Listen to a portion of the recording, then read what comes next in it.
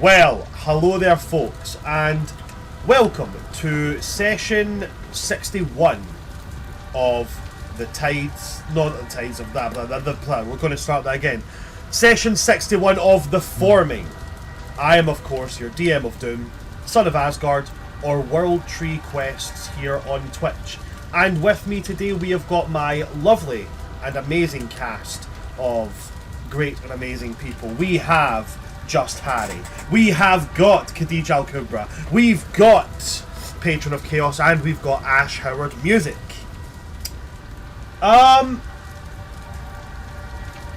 We do have a wee bit of housekeeping. We have a provisional start date for our next mini campaign.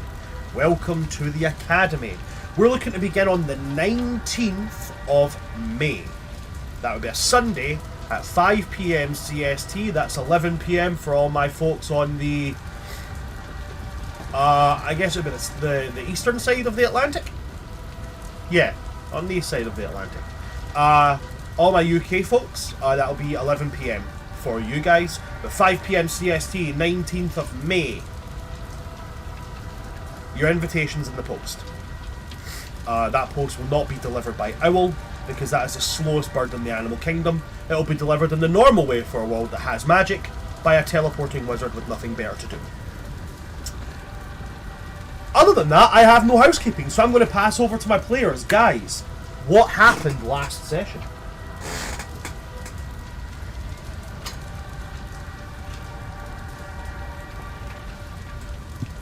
Anytime, folks. That's an open invitation for anybody. Us realizing we're fucked. That's it. That's all we need to say. That's it. Well, I mean, strategize. We got some ideas. We got some contingency plans. There was actually a good bit of strategizing last session. Last session opened up with the realization of what, guys?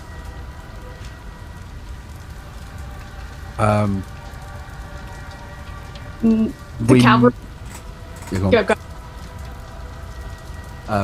We might be able. Well, I don't know if it's the beginning, but we might be able to just stop the whole thing at once by killing one old guy. It's certainly an option. You could remove one of the assailing armies by taking out Magda, the Necromancer wielding winter elf with a grudge. Yeah, a grudge we don't totally know, but I'm so curious about.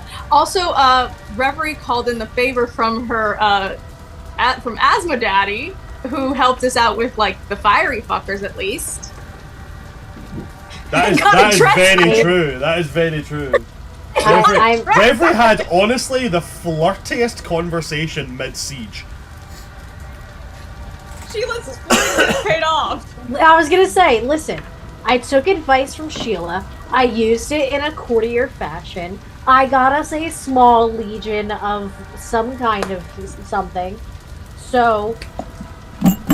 And you got a dress. And I got a dress. That's true. So now you're gonna do fancy dresses because Arya's definitely gonna offer to pay for everyone's outfits. But yeah. Also, Arya tried praying for the first time. So that was really interesting.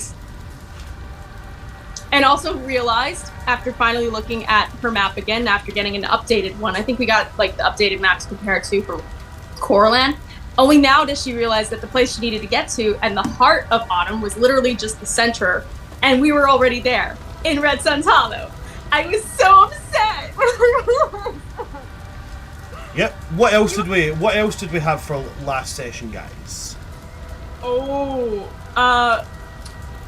Elion's entering his 3 Cheers for Sweet Revenge era. Elion is in fact taking a step over to the darker side.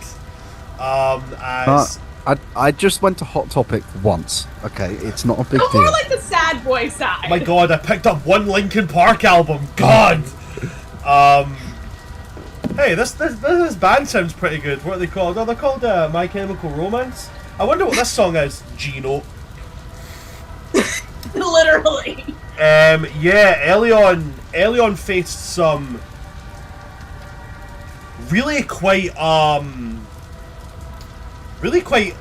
character affirming shit in last session, as Elion realised that, you know, Summer was literally on a path of conquest. And he had to face the reality that if Summer's forces, knowing what he knew about them, if they came in and they were intent on killing the leader of Autumn, he was not going to let that happen. Meaning that Elyon stood in the path of conquest and that his oath was broken. Which just goes to show you guys, you don't have to be evil to be an oath breaker. Mm-hmm. So Elyon But he is now an oath breaker. And he now has black hair, he's got a lot of black guy liner, and all his armour turned black. Mm-hmm. Or well, he grew armour and it turned black. and he's all numb inside, which is concerned. A crew armor. He can't feel you there. He's become so tired and so much more aware. I love all the. I can see all the '90s babies in the freaking audience just going, oh fuck.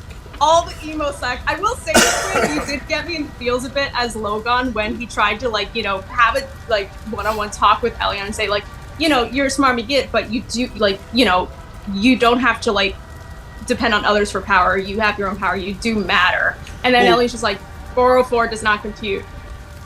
I think it says a lot, though, that two of the party members, both of whom were raised in Summer, have such shit self-worth issues that whenever someone comes along and says, oh, you matter, oh, you're worth something, oh, I care about you, we're just I don't know how to believe that. Right. But the point of it is that this says Elyon now in a stage where he does have to rely on his own power. Mm-hmm. And that's going to be interesting to see going forward. But what else happened? There was, I believe there was calls put out to some allies. How did that go down? Half good, half not good. That's certainly a way to look at it.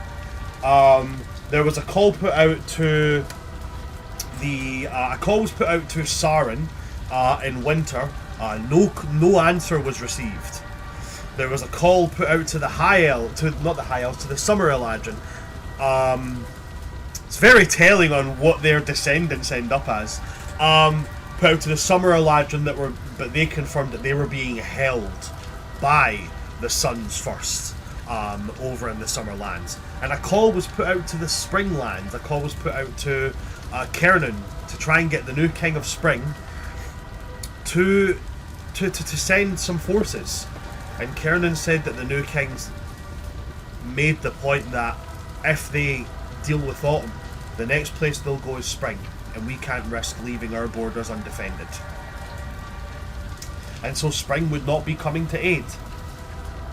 So then, as was also pointed out, Reverie, you did put in the call to Asmodeus, and you did request just a little bit of that Devil Daddy sugar, and he gave it. He gave a legion of devils, who pretty much started ripping apart some people who thought they were fireproof, and they decided to prove, no, you're not. What can I say? I make friends. I don't got Give friends. people flowers. I only got family. Asmodeus, now played Fast and Furious 11. Asmodeus, now played by Vin Diesel. Fast and Furious, Highway to the Hills. Listen, it would happen. I'll do it. Would happen. I'll fucking do it. Eventually, they're going to run out of ideas for Fast and Furious movies, and it's just going to be Fast and Furious D20. Hey, they've already managed to drive a car to space. Anything's possible. Listen, hold on a minute. They had The Rock punch a torpedo off track, okay? Of all the things that was unrealistic in those movies, a tank somehow being saved from hitting the ground like a dot by a parachute, I could buy that. But The Rock punching a torpedo? No, sorry. X-Nay did not happen. But anyway, let's not get off track. We ended last session with the party making a decision. Kojata was going to lead some soldiers to take on either Magda or Maltharion, and the party would be sent in to deal with the other. Eventually it was decided that the party were going to be making their way towards the south gate and taking on Magda. Is that correct? Yeah.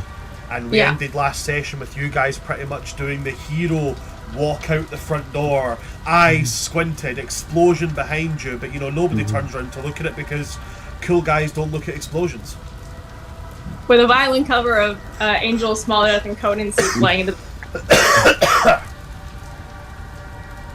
Before we begin, I will say I do have a cold, so I apologise if I cough and sneeze during this. I will try my best to mute before it happens. But let's begin.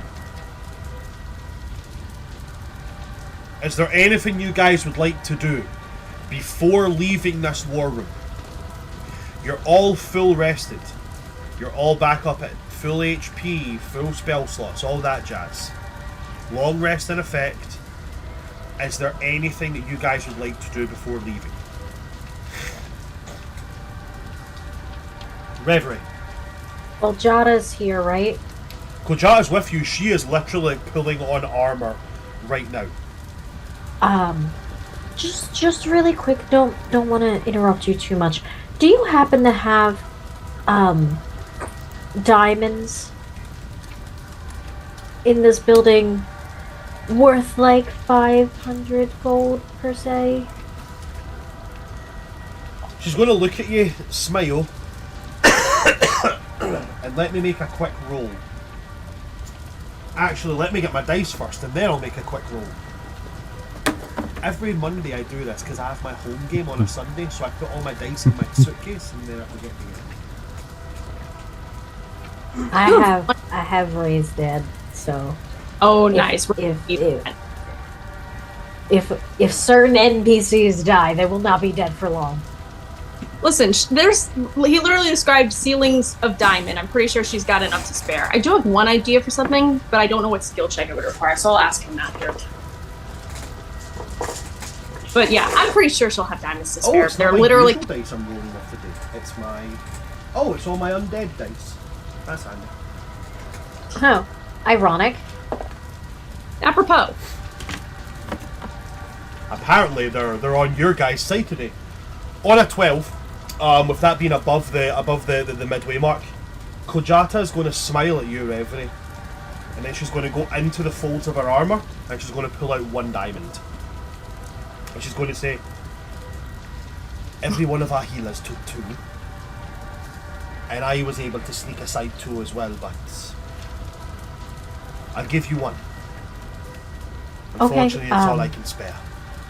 That's fine. If anything happens to you guys, I can get the other one when we meet up again. Thank you. Listen, stay safe out there, alright? You too.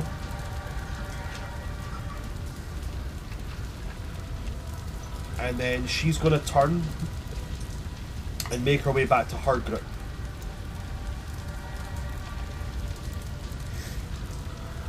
Anything else that you would like to do, Reverie? No. Okay. What about the rest of the party? Is there anything that you guys would like to do before moving out? Arya. I have an idea for something that might help Kojata, but I don't know what kind of skill check it would take. Well, explain to me what it is you would like to do, and I'll inform you. So, Arya's not a fighter, but she is a dancer. So she knows how to pay attention to and pick up on body language and body movement and mechanics and kinetics. And growing up, she did used to like to try and watch her brother's sparring sometimes when she could get up like etiquette lessons or stuff. And so she watched Maltharion fighting growing up. Looking at it from the perspective of a dancer, would she be able to like remember picking up on ways that he moved as he fought? Like if he like put his weight on one leg more than another, like a dancer does to compensate for an old injury, or like if he turned his like torso in a certain way after a strike to like regain his center of gravity, or even if there was like a pattern of strike sequence that he particularly favored, like how a dancer has like a specific kind of like move that they like to put in their choreography. Anything like that maybe if Kojata knew, she could find like an opening on. Okay, so I like the path of thought that you're going down. So in that case, I'm going to give you. I'll let you roll first to see if you can recall anything that he particularly favoured. All right. What I'm going to need you to roll for me there is going to be a history check. Alright? Okay. Alright, I'm pretty good with my history checks and trying to think, should I use my Diep's inspiration I have still? Fuck it, not now, why not? Okay, so yeah, that's a 12 plus 8. 12 plus 8 on history. Yeah. Damn. Okay, 12 Okay, plus so 8, so that's a dirty 20. Okay, yeah, so maybe Okay. I'll save my inspiration. Okay, so on a dirty 20, you've said you're saving your inspiration? If it passes the DC, yeah. Yeah, but you need to use the inspiration before I tell you if it passes or not. Okay, fuck it, I'll use it. Okay. That's a D20. A D10. Right? A D10. I think that's a D8. 5. Okay, so a total of 25.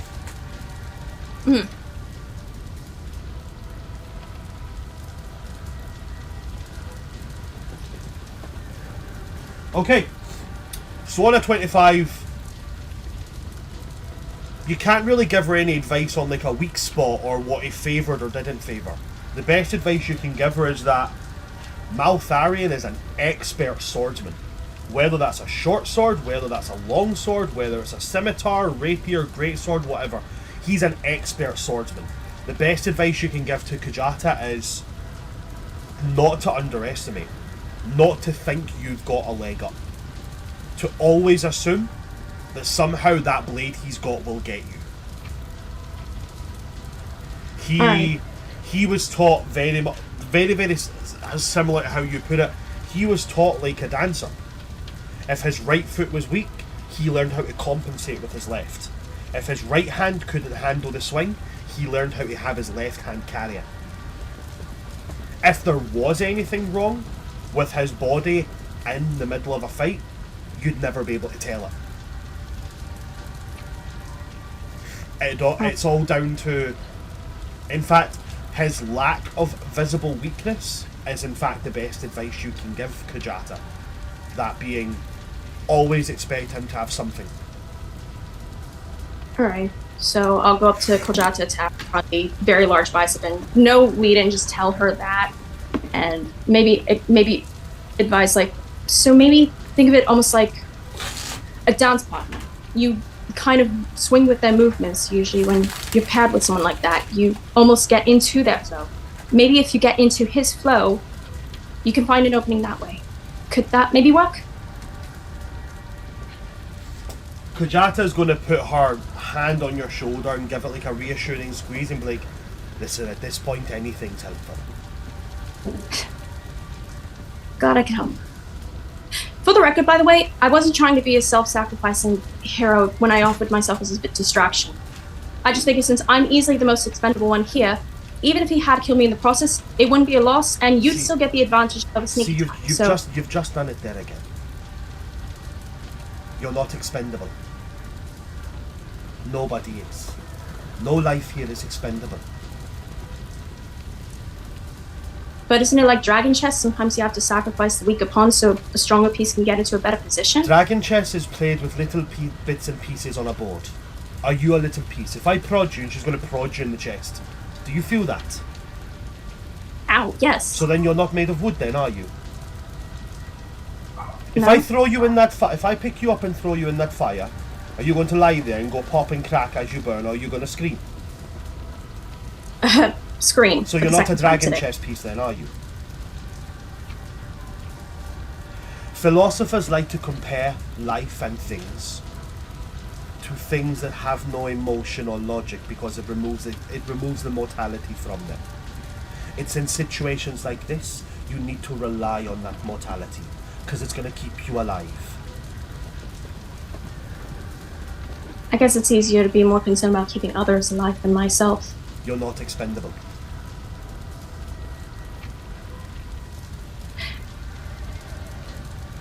Don't get dead, Lady Kojata. The world needs more people like you. She's gonna just go back to getting ready with her friends. She'll smile at that and then she'll nod. Same to you.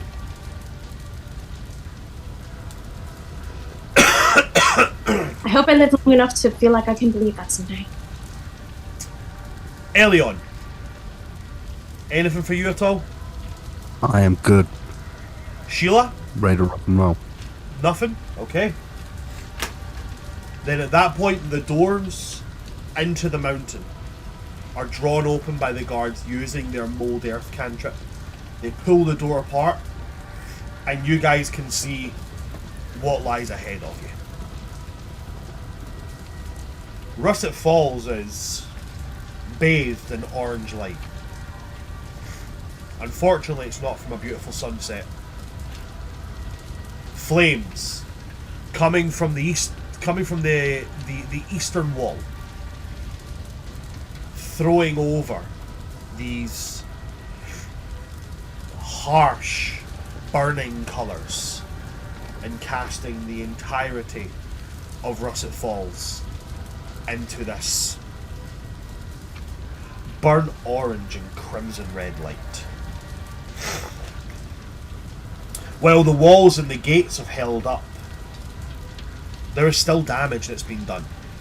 There are burning balls that have been lobbed over the high walls and crashed into buildings all around, and people are rushing around to put out the fires. People are still being hurried towards one of the larger entrances inside the mountain, but even then that's just a precaution. There's no evacuation plan at this point. The way to the south wall is open. You guys can begin to make your way there if you like.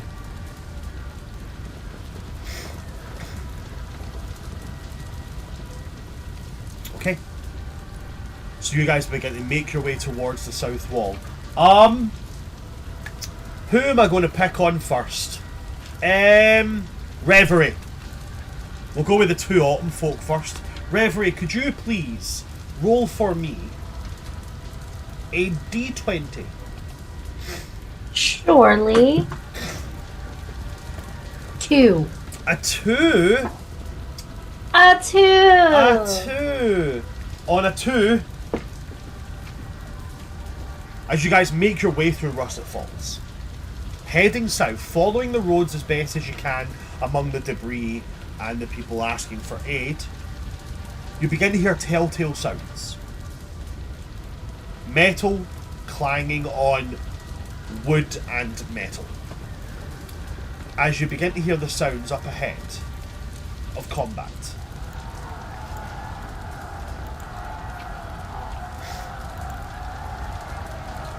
Mm-hmm. Good. Would you guys like to move towards it? Or would you like to go around it and keep heading south?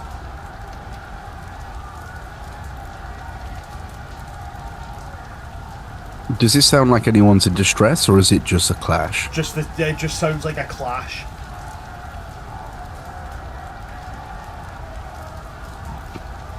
I want to help, but we need to keep moving. Yeah, we need to save our strength with big guns.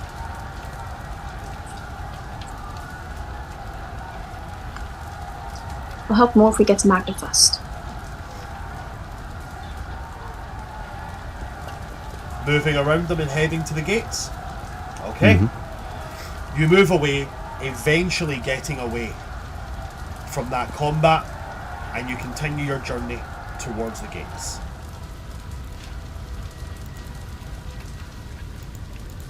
As you continue on your path, this time, Ash, could you please roll for me a d20?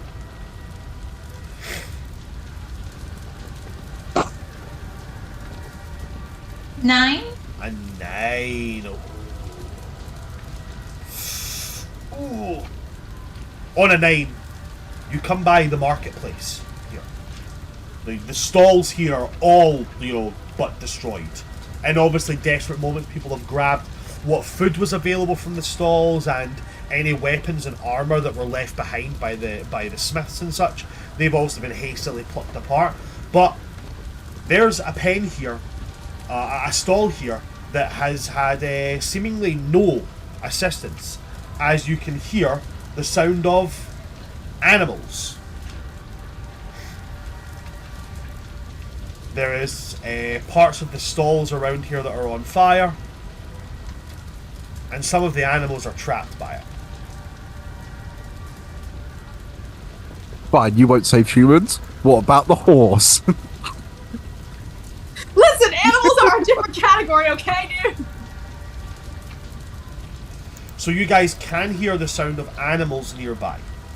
I'm not going to say what type of animal, but you can hear the sounds of animals.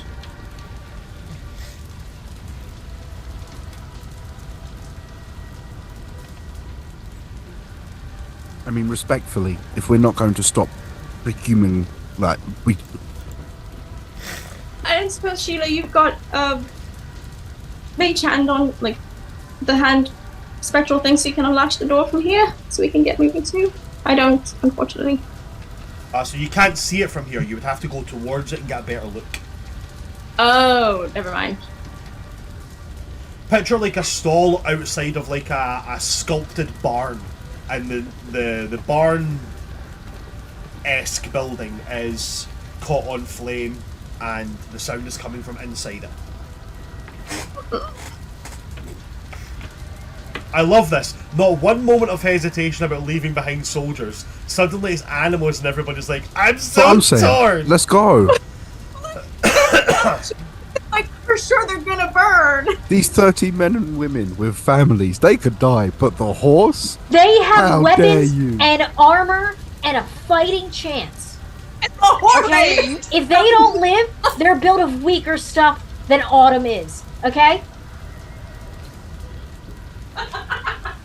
I mean, they probably would have gotten eaten at some point, though. I love how this, if anything, all this has done is shown that Sheila has an actual soft side. So it's like, people, oh fuck, let them die. Animals, it's suddenly, listen, the people were probably going to die anyway, I already knew that with Keenan. With that. Oh, has Sheila got a soft spot ever since she had a dog? If it's cattle, it's going to be food next week anyway. It doesn't matter. But what if it's not cattle? We 100% did not bring our mounts here, right? No, we didn't. Your mounts are back at Harmony Falls. Your mounts are back at Harmony Falls. With Cassilis. Hungover. Yeah, with the sleeping Kesselies. He's experiencing spring break in the span of a day.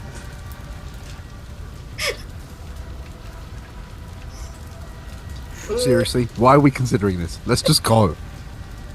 Yeah, it's gonna hurt more if we let go. I'm so sorry. Okay, so Arya is choosing to move on. Elion, you're moving on? Yeah. Okay. Reverie. Unless Sheila. they all decide to stay. And Yeah, unless it's majority, but like... I can just open the door. But if it's on fire? Anyone got a spell that they can open stuff from a distance? Yes, I have mage hand. Oh! You got mage hand too? I thought that was just a bad thing. It's from the an item. Right, that mountain thingy. Great! More if we want to stop and use the time, though, I think is the issue. So Reverie, are you wanting to move closer towards it to try and figure out what's going on? I'm leaving that decision up to Sheila. Sheila, Reverie looked at Sheila and said, I can. do you and Reverie, the wine drinking buddies, want to deviate a small amount of time and go and check out what's going on?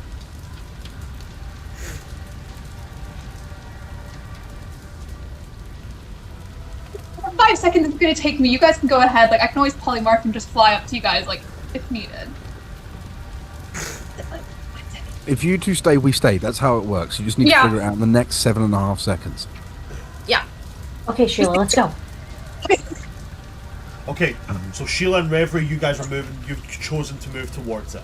Elion, Arya, Yeah. are you waiting or are you following? No, we We're gotta stick following. together. Yeah. Okay. So you guys move towards the sounds and you can now hear the sounds that are coming from inside there. Okay? On that note, I'll allow anybody who has proficiency in nature or arcana to make that roll. Either nature or arcana, depending on what you've got. I'm dumb as fuck.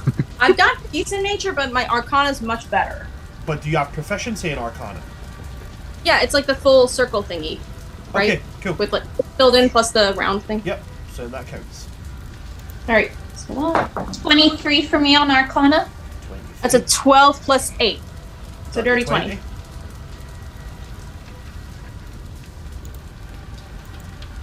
Reverie, have you got any of those? No, I have survival. Alright, okay. Alright. So what you guys are going to hear coming from inside this is the sound of deep, raptor-like squawking.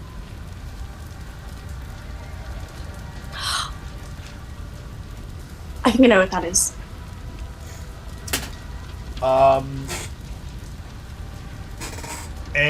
To those who got specifically, well, technically it would be a DC 21, but Arya, because you're from Summer, I'll give you this as well, because it would technically be something that you would recognise. It sounds like demigryphs.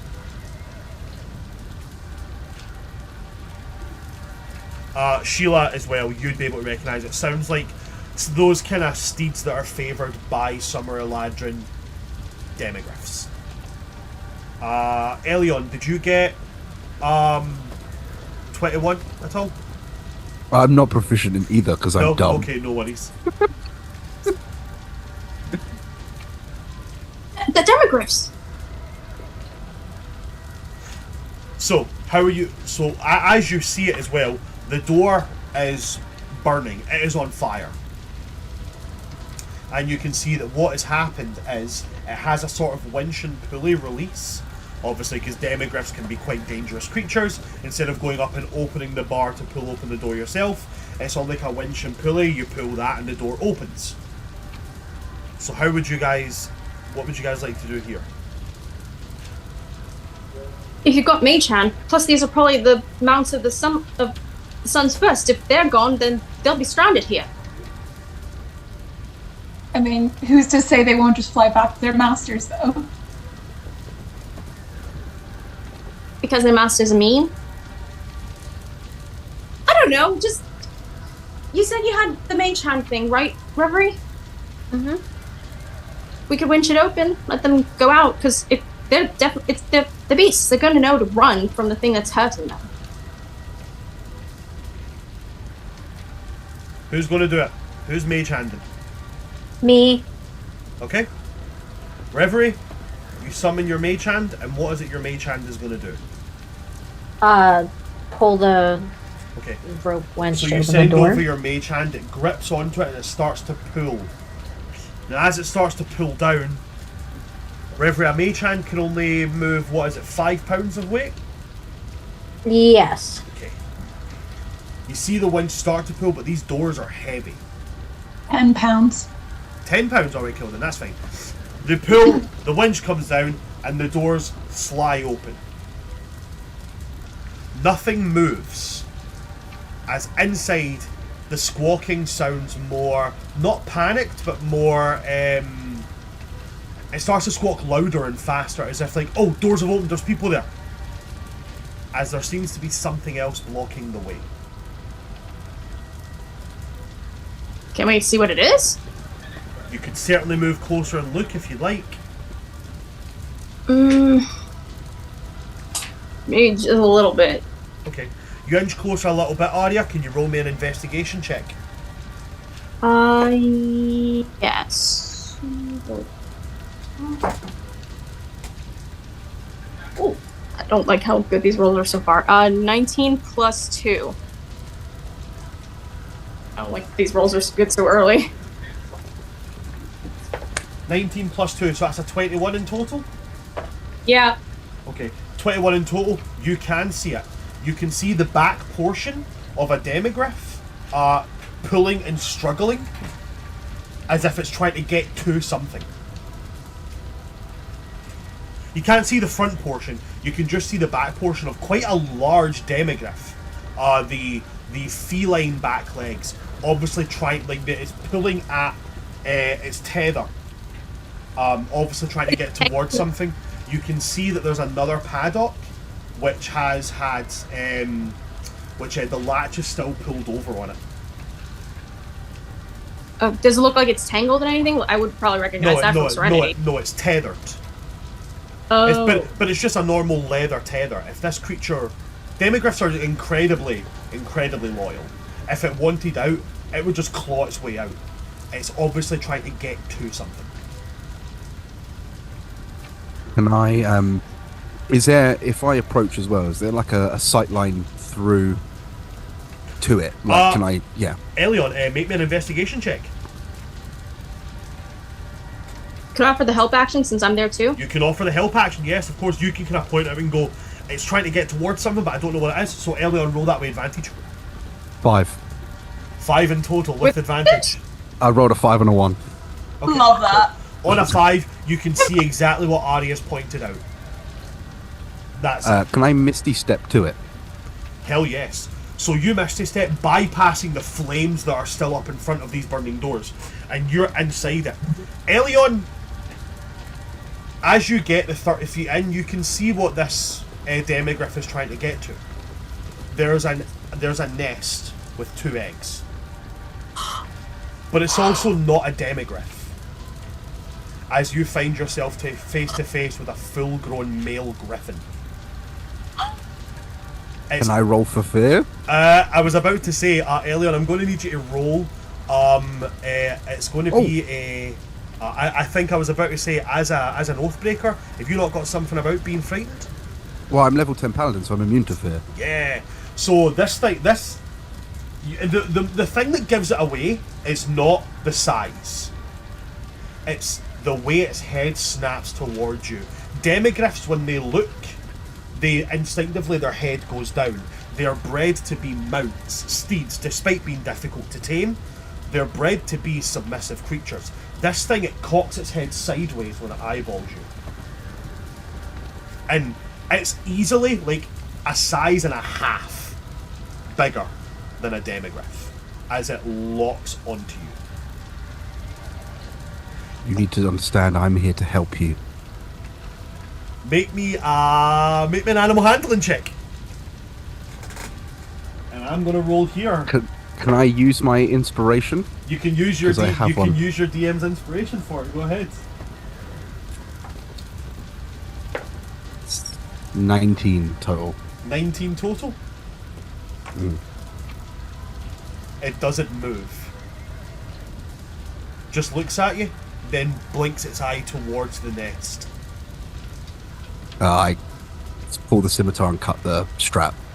You cut the strap off its leg, and this thing immediately lunges forward, grabs onto these 2 eggs, and it's like a demigryph would never have this kind of flexibility, because this thing scoops with these eagle talon front limbs, picks up these 2 eggs, and then pivots almost like it would almost be comedic if not for the fact that this entire building is on fire. It pivots almost like a trained circus animal, like where they go up on their hind legs and kind of generate round. It does that, and its wings jut out, and they jut out that hard and that wide that the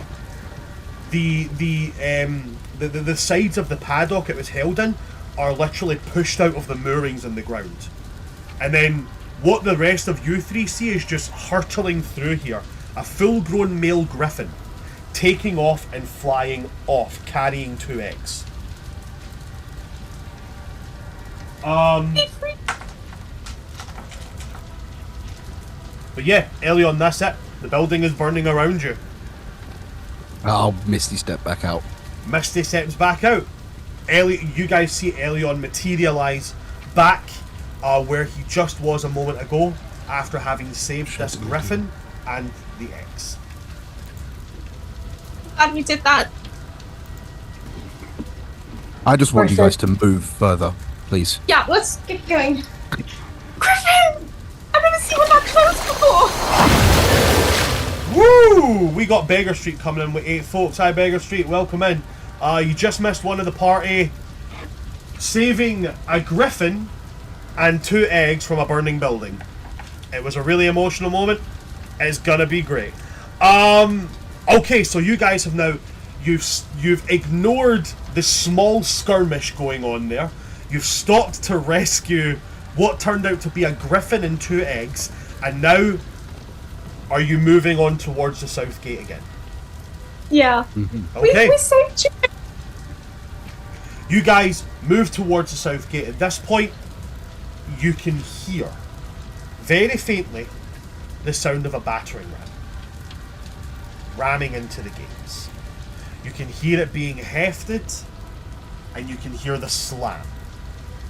You hear the heft and the slam. And it happens like that, like once every 10 seconds or so. You just hear this battering ram rattling off the gates. That's not a very good rhythm. Who am I picking on this time? We're going to pick on Elion. Since you did the courageous deed, roll me a d20. 11. That helped. An 11. Yes, but Elion was the one who went inside. So he rolls this one and you roll the I next can one. teleport, you know. I can miss you, just not often. Right, this isn't a competition of who's is bigger or who's is shinier. It's a competition of who did what, and Elion did the teleporting. Fair. Elion, you rolled an 11, you said, yeah? Yes, sir. Okay, on an 11, on top of the battering ram continuing over and over again, you can hear the sound of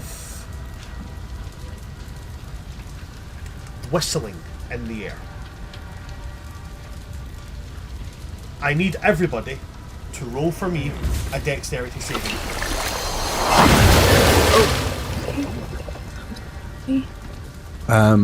If anyone's within 10 feet, they get +5. Good thing. So that was Dex save 8, 9, 10, 11, 12. That definitely helps me a lot. Thank you. Actually. Yeah. 17 total. With that, event. 17 total, yeah? 15 total. 15. 17, 15, 15. Sheila? 33? Damn. Girl! I got 17. I got 17. I got 15. Damn it, I rolled a 1. 33? I backflipped into another universe. Okay. Shot way from the far side of the eastern wall. You will all notice them just in time, with a 15 being a meets it, beats it. These 3 small round metal objects land right in front of you. And then they explode. Yep. Now you're all going to take half damage from this.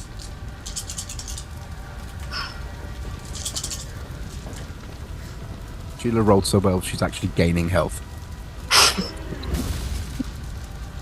Oh, if only. That's a Guys, 20. guys, I'm the cultist. That's the surprise, guys. I'm actually BBG. That's a 12, which becomes 20, which becomes 10. So you're all going to take 10 fire damage. As in whatever way you do it, whether it's leaping backwards, whether it's ducking behind something, or whether it's just plain and simply jumping and tucking yourself into shot to absorb most of the blast. You guys are able to avoid the majority of this blast damage. With the ringing in your ears and the kind of brief smoke screen of this explosion, you guys are able to see you're all still in one piece. Small mercies and such. I get real sick and Yay! set on fire. Hey! Fireworks! That was exactly what the explosion looked like. I love how we've avoided it for so many sessions. Then Sheila was like, yeah! And it just started again. It's great. Apropos. Any reactions, anything you guys want to do as the smoke screen clears and the explosion ringing dissipates from your ears? Would I know what that was? Oh yeah, it was one. It's things that you've seen used. It's small explosives that you would use in initial sieges that Summer would use. It's loaded with.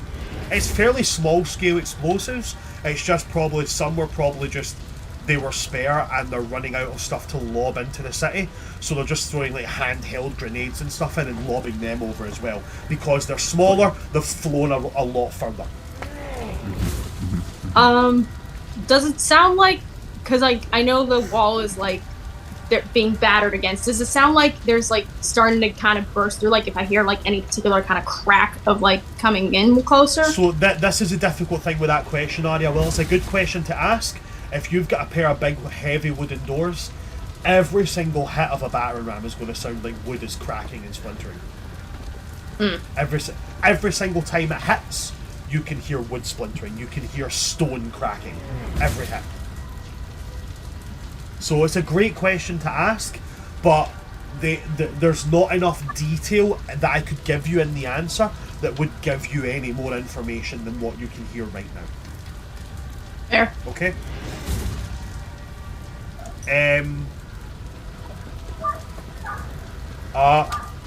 Is there anything you guys would like to do, or do you want to continue moving to the south wall? Keep going. I think at this point I'm just going to activate my wing boots, though, just so, you know, Okay. it's easier. So as you're moving, you're activating your wing boots. They're active for 1 minute. No. Well, they're longer for that, but I always forget the time. Let me just double check my wing boots. It's either 1 minute or 10 minutes. You have a flying speed equal to your walking speed. You can use boots to fly for up to 4 hours. All 4 at once hours? or in several Easily. flights. Okay, 4 hours is fine. Yeah. 4 hours is fine. Alright, so for 4 hours you have the ability to fly. You guys continue making your way to the south gate. Every strike of that battering ram is louder and louder. And Arya, you're our last one, so I need you to roll a d20 for me. Okay, If you get a 2, 9, or an 11, roll again. Okay, good to know. That was a 3. Okay. On a 3, you guys are able to hear the sound of somebody yelling. You can't make out what they're yelling, but you can hear, there's no combat, there's nothing like that. You can hear the sound of yelling.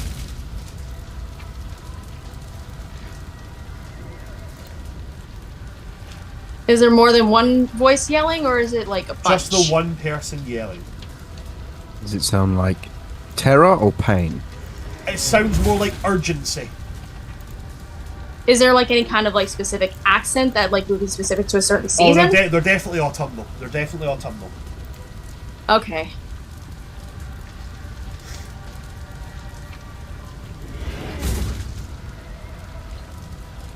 I mean, if we're stopping for a griffin, we've got to stop for a yelling man, I suppose.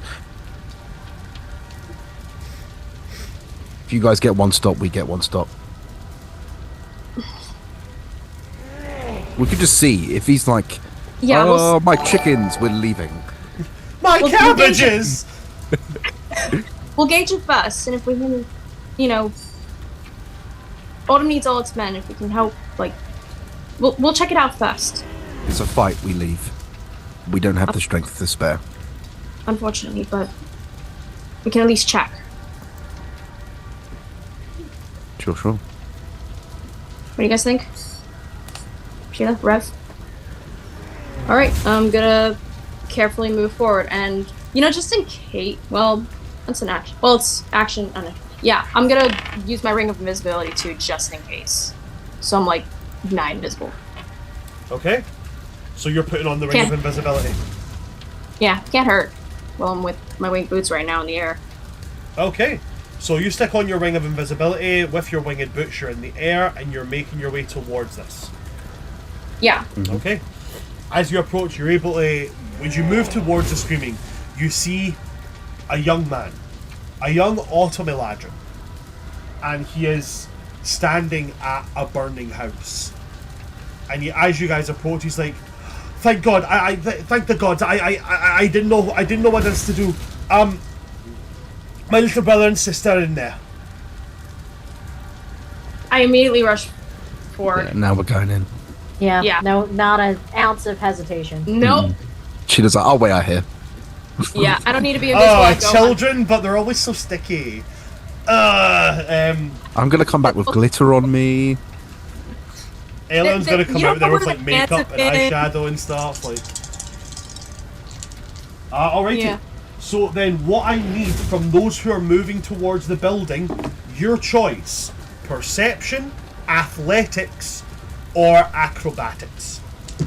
Oh, acrobatics is great for me, so I'm gonna use that.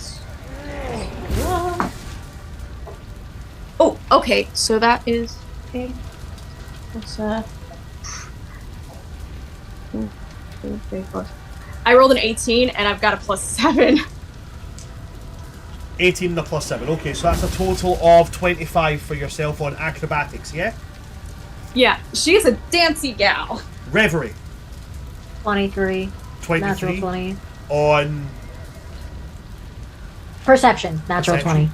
20. Elion. Hey, look, we're all doing different checks. 21 on athletics. 21 on athletics. Sheila, are you doing anything? I'm gonna let y'all handle this one. Wow, Sheila really is just like, I really don't want them to touch me, they might be sticky.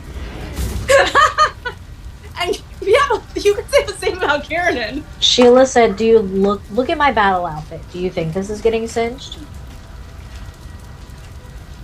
Saw raging fire. Orange isn't really my colour. I've already been put on fire once today. Okay, so, Arya, with your acrobatics, you go in there and you realise that flames are coming from, you know, the windows and such of the bottom floor of this house. But you could get up where all you see is smoke coming from the top floor. You could very easily get up there with your winged boots. Elion, athletics. One of the walls here has grown a bit weaker because of the high heat. Going through the doors with them burning and such could be dangerous, but you could charge and break through one of these walls, feasibly creating like an unbarred way out. And Reverie, with your perception, you're going to be able to hear this. You can hear crying and yelling coming from the back corner of the top floor. I'm heading that way. Yeah, I'm acrobating up like flips and wing kicks. Ow, Rev, window! Okay, so Arya points out the window. Reverie, you know that they're crying. The crying is coming from up there. Elion, you can break down a wall to make a way that would potentially. I'm be able to Kool-Aid get- man in, bro. You're cooling. Okay, so you're just running, gunning at the wall. You crash through the wall, and in doing that, as the portion of the wall falls in, it does blanket over a big portion of the flames that's here. And you can see that as this front room, this kind of living area, was the room down here that was generating most of the flames. With you doing that, there's now no path of flame coming towards this part of the building. You can see where the stairs lead up, and from upstairs it's a direct path down to this non-flaming part of an escape that you've created. Arya, Reverie, you guys get upstairs. You're inside what appears to be like a larger bedroom, but it has just a double bed in it. So it's filled with smoke. Obviously the flames, the smoke is coming upwards from downstairs. What do you guys want to do? I immediately try to look for the kids. Can I use prestidigitation? For one, you didn't hear the kids. Reverie heard them. Reverie hasn't said it. Reverie hasn't said anything about kids. Well, the guy said that his little sisters were in there, so I know did. they're little. You did, but okay. So right, okay, yeah. Fair dues. Okay, so you start to look for them. Make me a perception check on that one. Can I use prestidigitation to kind of like blow the smoke away from my vicinity? I like the thought, but prestidigitation doesn't do that. What about minor? Hang on. For something like heavy smoke, which is what this is, you would need gust of wind. Darn it. Prestidigitation can only generate a small breeze. Darn it. Oh, warp shot. All right. Well, I'm gonna try and like use my skirt to like cover my mouth and like try and. Could using the light cantrip help kind of make it a little clearer? The light cantrip would certainly make a visible light. It would certainly make it easier for you to be noticed.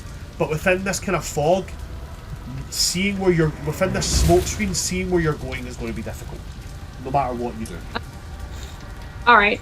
If I use a light, they might think it's more Summer Latch and trying to set them on fire, so I won't use that. I'm just gonna keep my mouth covered by my patchwork and try and move forward. You said perception? Yes, I did. Okay. Perception.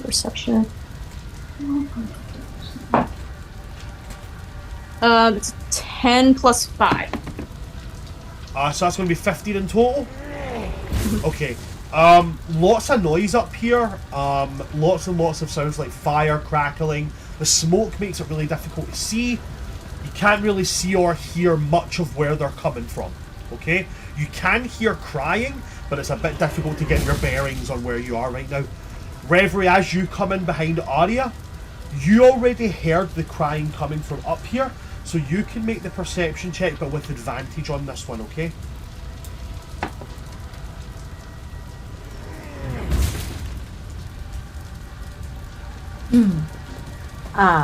That's a 19. So on a 19, Reverie, you're going to be able to hear it. It seems to be through the wall to your left, as if there might be another room there. Like if you were to go out this room, go along the corridor and go in, there would be another room there. It seems to be coming from in there. Okay, can I start darting that way? Certainly can. And I'm gonna rip, like, underneath my armor, my tunic. I'm ripping very long strands of that off. Okay. You gun that way. Arya, I will say you can feel Reverie moving that way, and you can just make her out. If she's within 10 feet of you, you can see her. You can see Reverie making her way out into the corridor here. I'll follow along Reverie. Okay. So Reverie, you follow along, you go out this door, you go through the corridor, and you can see a door on the left. Smoke is coming from underneath this door. I kick it open. Make me an athletics check with advantage because it's badass as fuck. Sorry, a fairy kicking open a door? Fuck yeah! She's also an autumn fairy, so she's buff. Hell yeah. Athletics with advantage? Athletics The dirty with 20. advantage. Dirty 20, all buffed. The door, because of the dryness of the walls, the door is broken off its hinges. It falls and it lands on top of some of the flames, smothering it.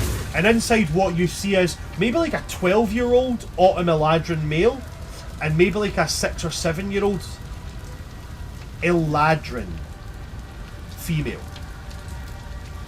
The crying is coming from her, and you can see she's holding 2 balls of flame in her hands.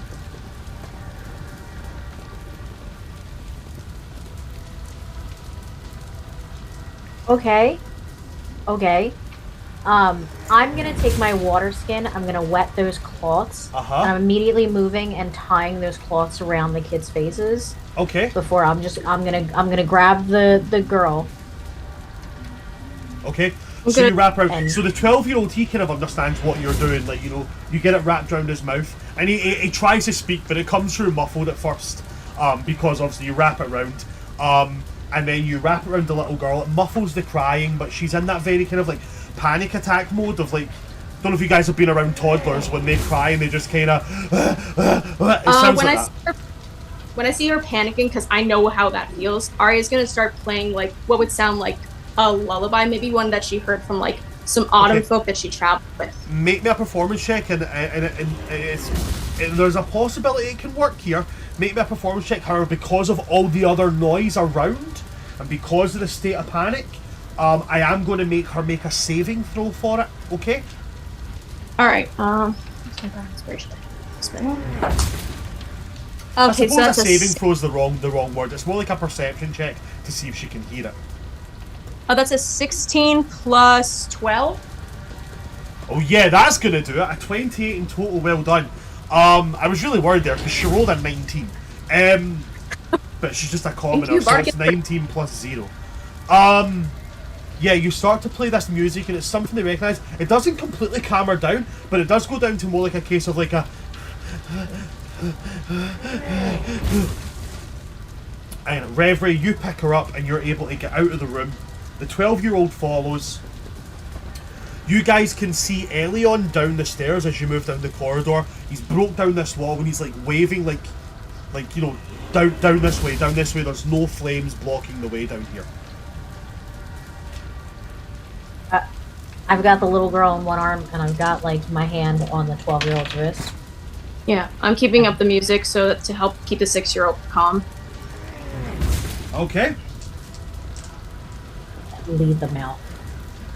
You guys get them outside, and you get them outside just in time as you hear that groaning sound. And as you get through, you get off the kind of front porch, you get the kids down. About 5 seconds after you're outside the building, it collapses in. The stone of it becoming too dried out because of the heat and collapsing in on itself. Well done, you guys managed to save the kids. Is she still panicking, by the way, when we step outside? Yes. Can I, like, kneel down? Hey. Certainly can. Hey. Understand? It's scary. But what you just did was very brave, okay? So, what I'm going to do is I'm going to teach you to not be scared, okay? Taking a deep breath. Hold it for 2 seconds. And breathe out. And as she breathes out, I'm casting heroism, which makes them immune to fear.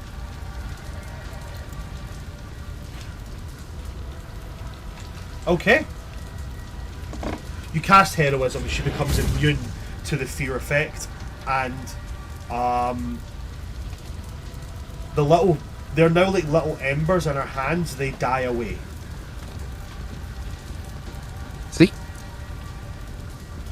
She doesn't speak at all, but the older sibling of them comes over and is like, thank you so much. I have no idea what happened. We could hear it. We could hear it from the other side of the walls, but the house just sprouted into fire. We didn't hear anything hit.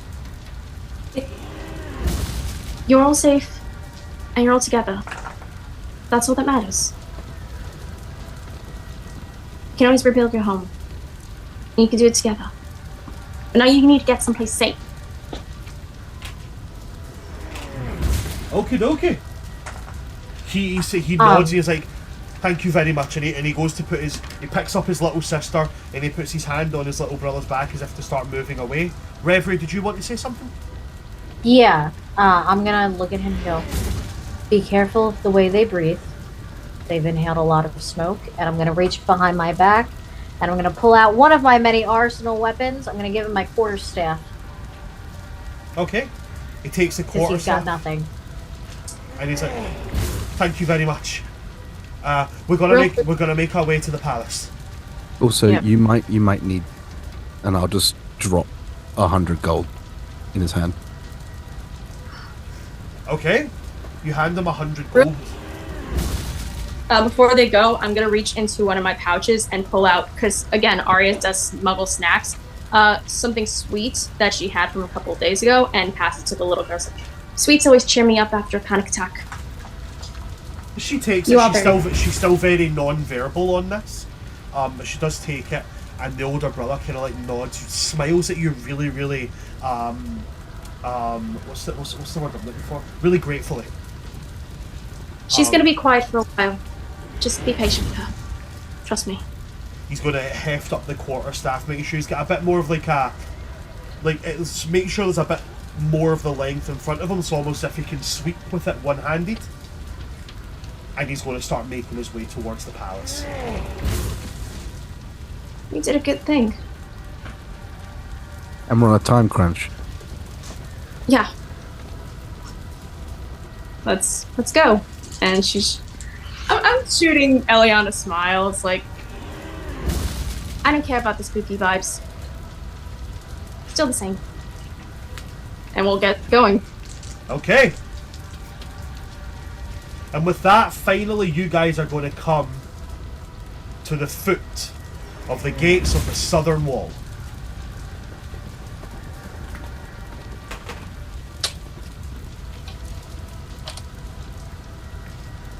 And the battering ram sounds are going to stop. One last hit. And then they stop. And all that can be heard is the sound of the burning.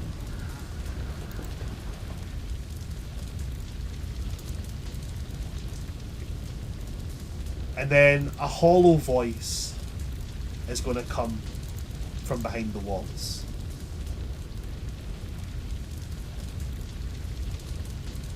I can feel you behind there.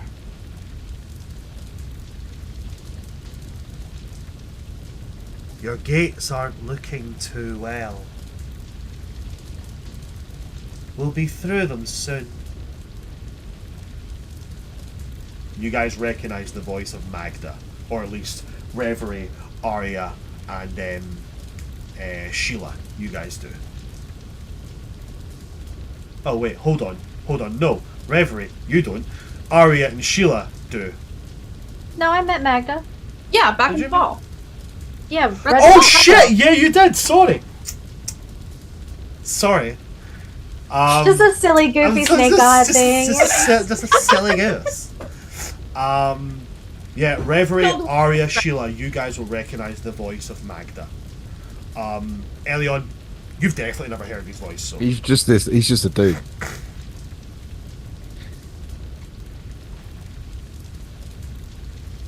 Let me guess. You've come all the way here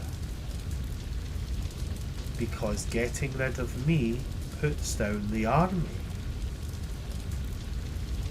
Or is it because getting rid of me you think will put down something else?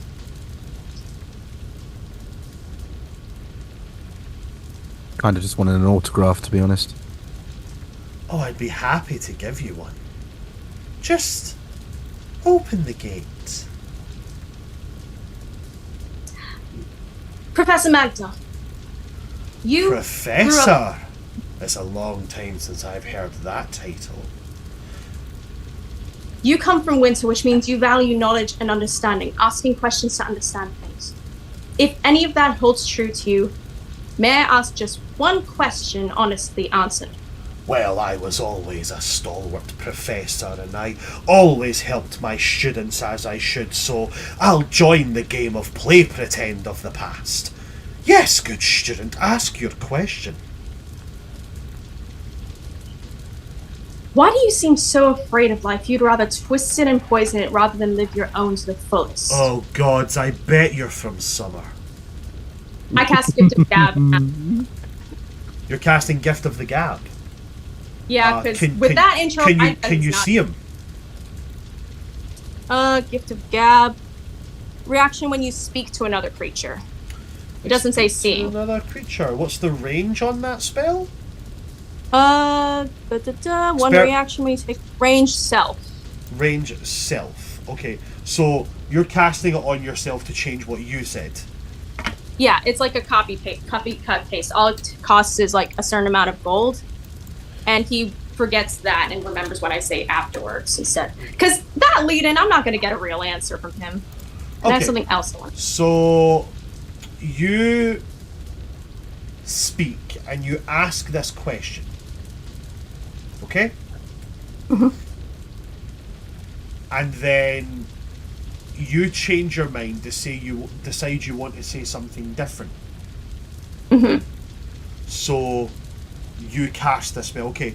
So yeah, what I say what I say instead is the somatic component to cast the spell. okay. So what is it you want to say instead of why do you hate life so much you want to twist it?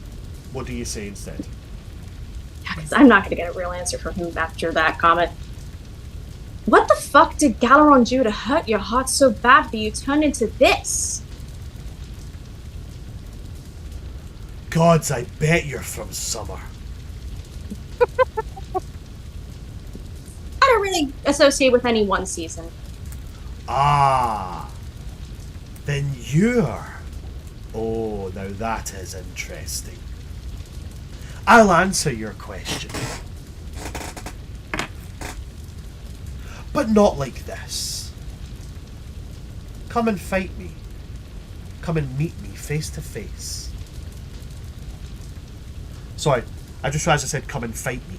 It doesn't say come and fight me. It says come and meet me. I apologise. Come and meet me. Come and meet me face to face. I give you my word, until we're finished discussing, none of my friends will lay a hand, finger, stump, or otherwise offensive item upon you. Nor will they set foot inside your pretty little city. None of your friends or tentative allies or colleagues or even enemies will, until we are done speaking and I come back peacefully to my friends who will also be unharmed. I know the devil's in the details. I grew up in the Feywilds too. Oh, you're definitely from Summer. But you're more intelligent than your average Summer. Hey, I guess your That's brother. impressive. I guess your brother's genes must be somewhat shared. Which brother? I've got a bunch. Oh, I know. I'm very familiar with 3 or 4 of them.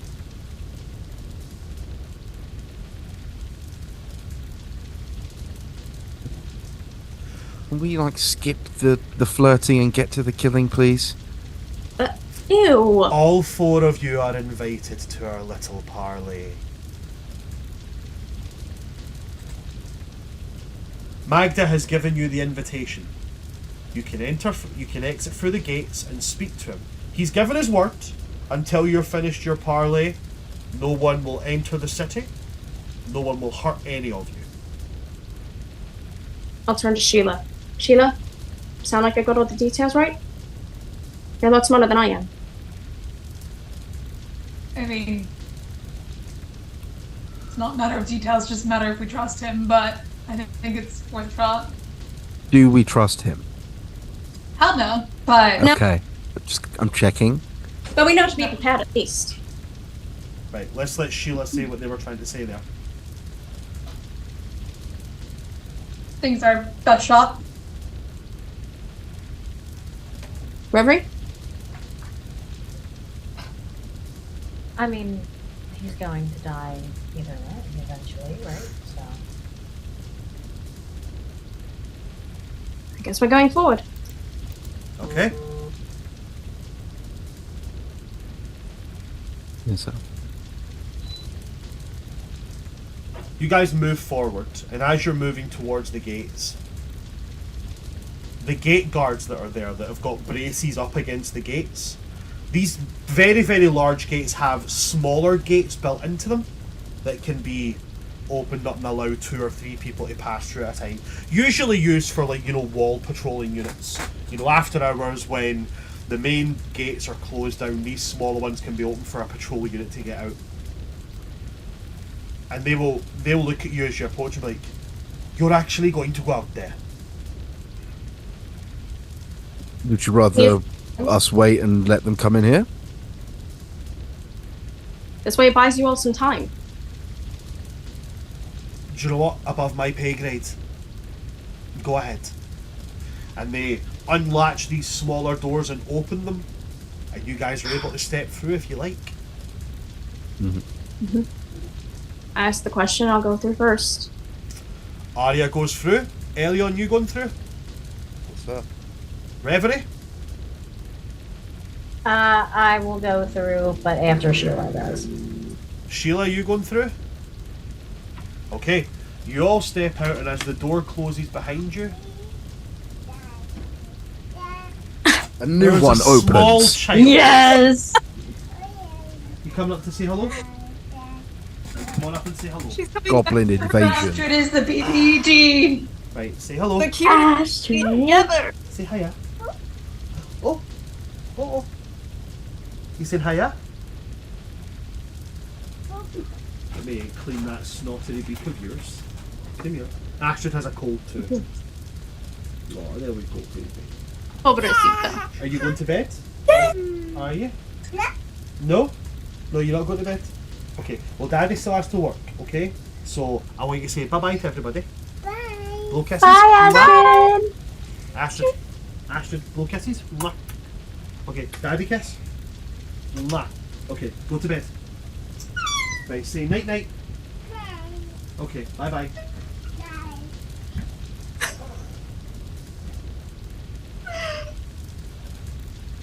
The dance break was so perfect. Right, I close can't Daddy's get door. over how cute. I think Go I to think bed, dance I think your break. daughter just crip walked out the room. Truly. I think I've been listening to too much too much DMX recently. Astrid is the MVP.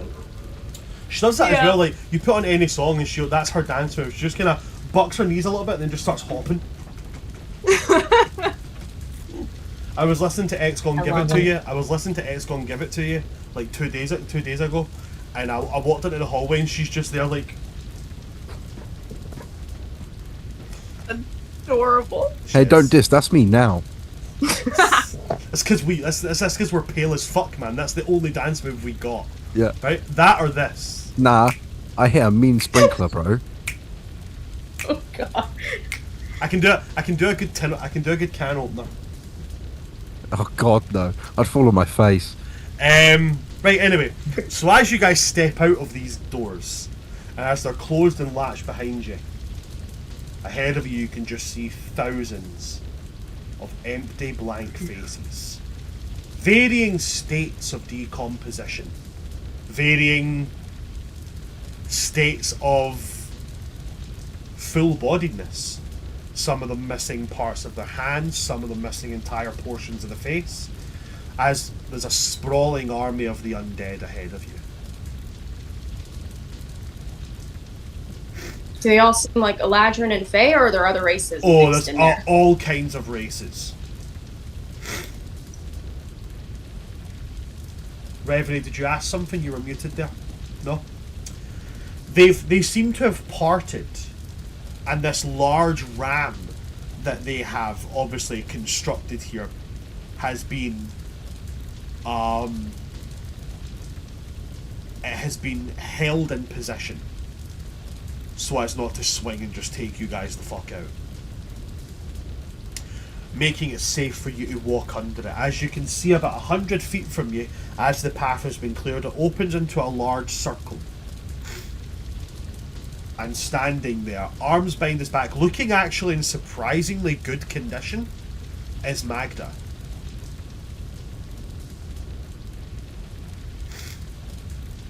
He's got a cane or no? Has he got what? Well, before you always described him as having a cane, but He you said doesn't he have has a his cane, arms. but he does have a staff. Okay, I was confused because he said his arms behind his back, so. No. He's standing, hands clasped at his front, looking in very, very good condition, with a staff kind of staked to the ground next to him. And as you guys step out, almost as if you're old friends, he's like waves to you.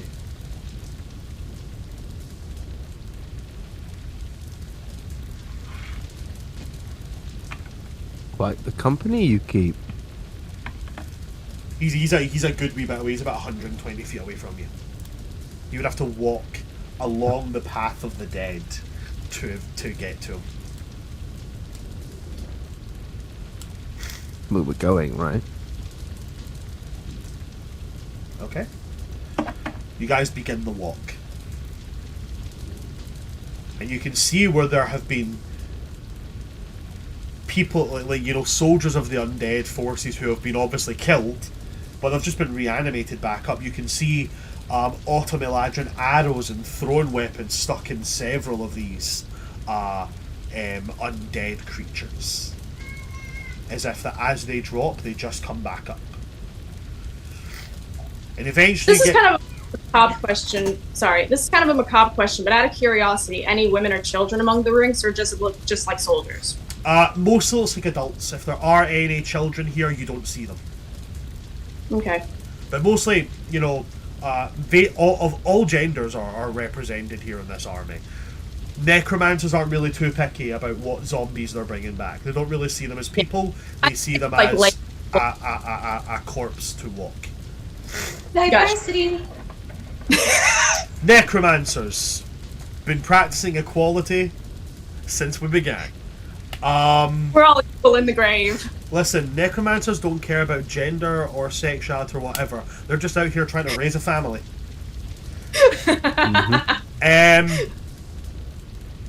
As you get to the inside of that circle, the sound of the burning city behind fades. It's almost like background ambience at this point.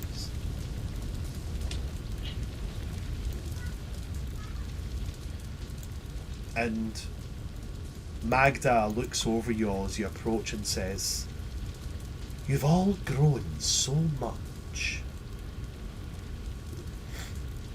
Reverie, Arya, Sheila, and a new friend. Hi. Oh, that empty void in your chest become palpable yet? I don't know what palpable means. Well, he's not too different from the last one. That's good.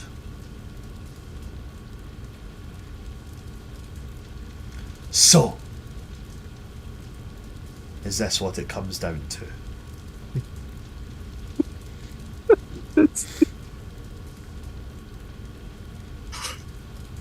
You do understand that the chances of victory here are incredibly slim.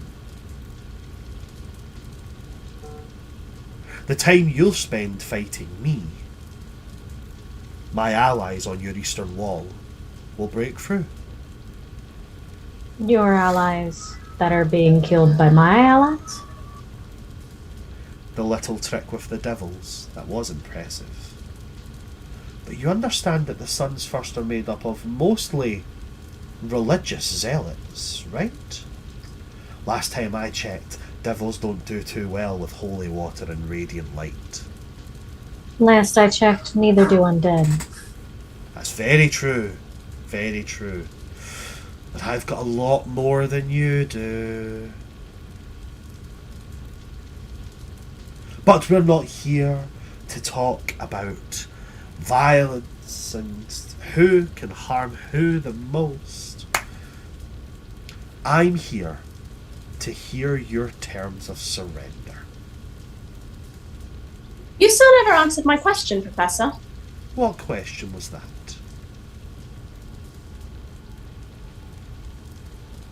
And he What the smiles fuck? at you. He knows the question. He just wants to hear you speak it again. What the fuck did Galaron do to hurt your heart so bad that you got twisted into this? Galarond was a coward. Well, yeah, that's just common knowledge, but... You see, we travelled together and I put everything on the line for that blowhard. You know the missions that he was credited with? All those heroics that he conducted? Oh, no. Those were conducted by a nobody. A winter Eladrin with no name. But that wouldn't do, thought Galaron. He said that if the people had a face that they could admire, well then it would rally them. That summer and winter would come together and become a uniting and leading force for the Eladrin people. Well, I fell for that lie. He was just another Sun's First lackey, puppeted by their real master. So I started to tell people, and well, some people started to listen. And to some people of above average intelligence, he's going to look at you early on and go, don't worry, you won't be expected to follow this part. It started to make sense. And so what did he do on our next mission? He abandoned me. Left me to rot.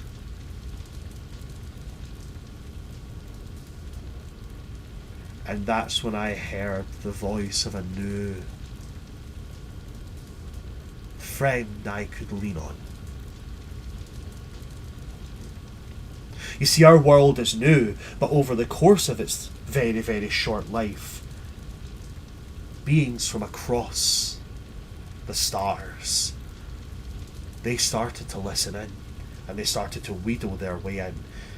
Some of them had to dig pretty hard, and for some of them, well, I opened a door. And he's going to take out this book. Arya, you'd recognise it. It's not often a book such as this finds its way into the hands of a humble young wizard. But Lord Orcus, he was very, very fond of translating the parts I needed. It's a funny thing, the ritual of dread. You never expect it to be so easy when everything that you hoped for is already gone. And he's going to swirl his hand, and he summons into his hand a potion. And it looks very much like just a very, very high class healing potion. In the same bottle, same everything, but the red looks darker, more twisted.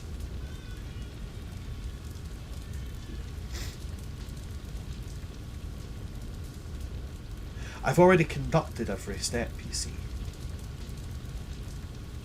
This was the swan song, so to speak. He puts it to his nose and he smells it like smelling the vintage on a fine wine.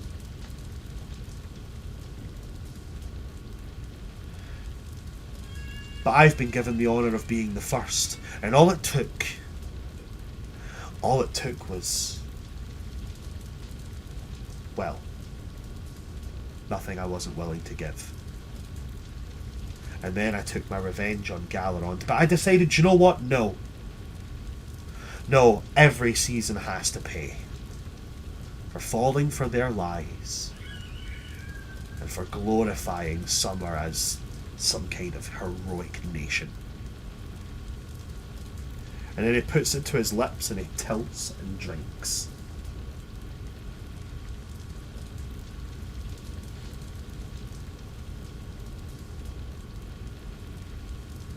So that's why you hate life. Because you were hurt by Summer too.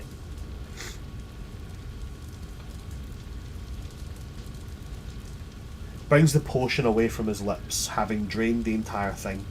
And he sets the bottle down almost like somebody who, like, there's no bin available, but they don't want to be like a casual litterer, so they set it down on like a wall somewhere. He sets it down quite daintily, like, no, Arya, I despise life because of how finite and linear it is. Knowledge is a great and powerful thing, and his head jerks to the side a little bit. Ow. And as he looks back, you see the sclera in his left eye has went from white to black. But you see, the thing about life is there are so many ways that you can end it. And he jerks again, and this time, when his right eye snaps into that exact same thing, the pallor, that wintry, very pale pallor dissipates, and it goes a pale grey. And his hands start to tremor a little bit as the nails on them blacken. And he goes, but Lord Orcus told me, through life, knowledge isn't...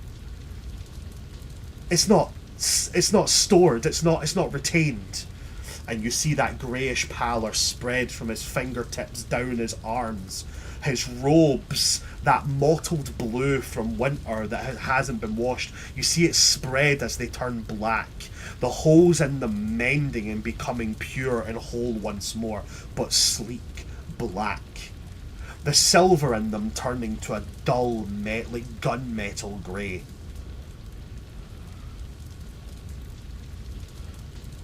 But in undeath, you can take knowledge and hold it forever. And as he holds his hand out once more, and you watch as this necklace manifests, pulsing with a bluish green necrotic light. Arya hears him talk like that, and she just can't help but laugh. I'm sorry, Professor, but you've got it backwards. Life is precious and worth it because we know we're going to die. It's like a book, a story. No one reads one without an ending because the ending is what makes what came before it mean more. That's why the faithful came to this world, to give their life meaning, and it's knowing it could end someday that does that. Your naivety That's the difference. Is humorous, young one. But the reason that the Fae came here was because they were tired of the rules of the Feywild, and they wanted their own laws. See, some of us were old enough to actually have been present at the crossing.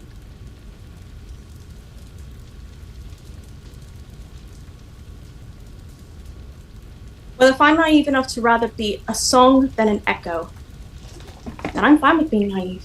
It's funny you say echo. Do you know what makes a really good echo, Arya? Bells. And Arya, I need you to make a dex saving throw. Oh shit. Okay. I'm good at these. Okay. Dex save. Bismillah. Oh shit, that fell right up. That flew like right up the shirt. Oh, okay. Not great. Okay, so that's 8, 9, 10, 11, 12, 13? You've got a +5 from me because you're still Oh, good. next to it. 13, 14, 15, 16, 17, 18. An 18. Thank goodness. Thank you, Elion. Give me a moment just while I look for this. Oh, shit. You said 18, yeah? 18 total, yeah, with Elion's +5 bonus.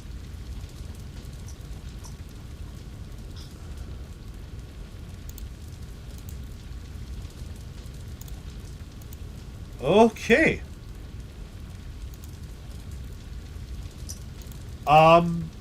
That's going to be a meets it beats it.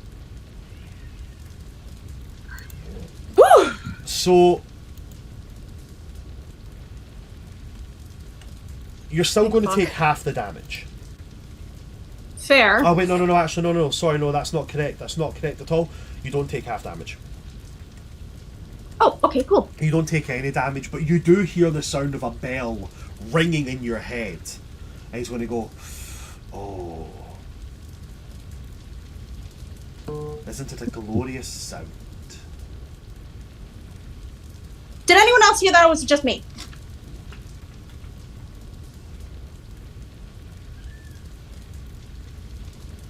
He's going to look towards Reverie, Elion, Sheila, and he's going to say, surely some of you will see sense.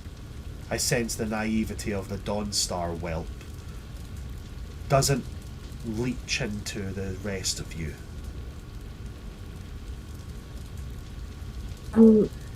I need a little more clarification, I believe. So you want to punish all of the seasons, and you're working with summer. I don't suppose that would be to build your army, would it?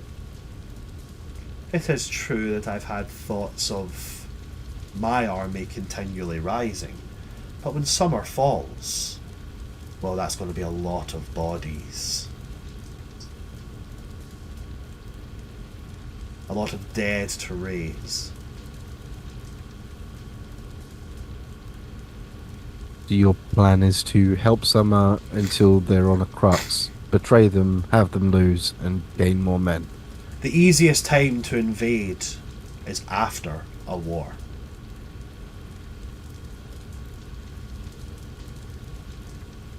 doesn't sound like your branding is at all loyal. No, that makes sense. Everything. Yeah, I mean, he was betrayed, so. Everything falls to death. There is no loyalty in death. The only thing that is certain is death. And yet you try to run from it. More like I simply embraced that one day it will take me and I chose my own way to enter it. And in what fashion. And he's going to gesture down and he goes, I think lichdom fits, don't you? I mean, I can't really agree. I don't really know what a lich is, so. I'd be speaking from ignorance then. I do have one more question, though it's a little bit more personal. Okay. 5 years ago in Red Sun's Hollow, you left my house in particular standing. Any reason why? Truthfully, I'd hoped you would return. I'd hoped we could talk, that you would see eye to eye. I did return. You weren't there. We did wait. But you were gone for quite a time. Oh, yeah, hags. That was a whole thing. Hags. I don't favour them. Nobody does. It's not too late, Reverie. In undeath, anything can be reclaimed. That crooked house does not need to be feared.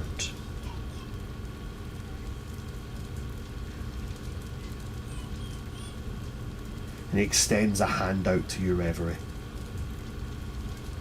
I reach down and grab her hand. Give it a squeeze.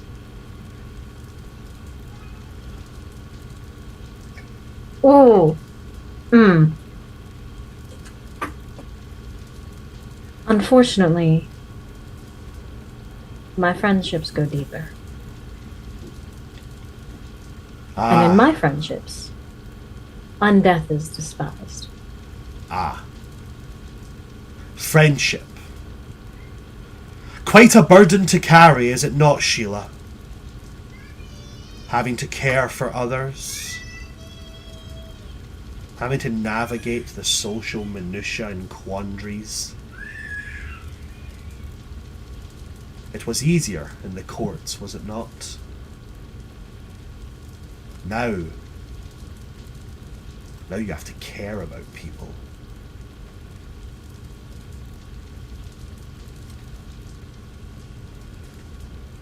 My world will need courtiers.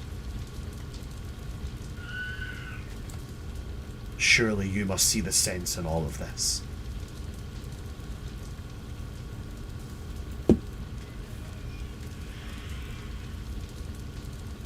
Beautiful.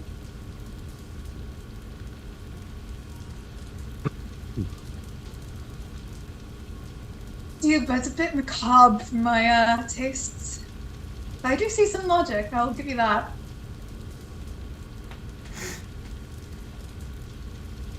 So that would be a no from you as well then, would it? Unless you could promise that the court would be a little bit more lively. I think I'll have to pass.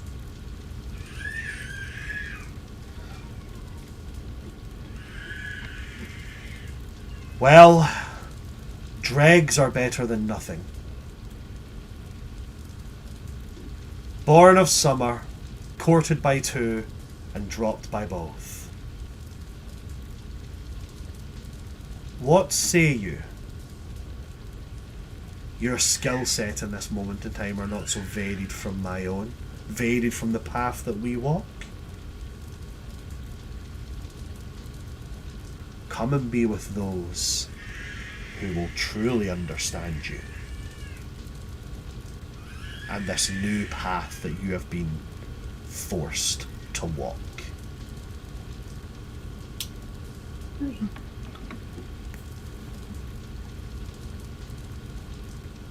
I mean, I chose it though.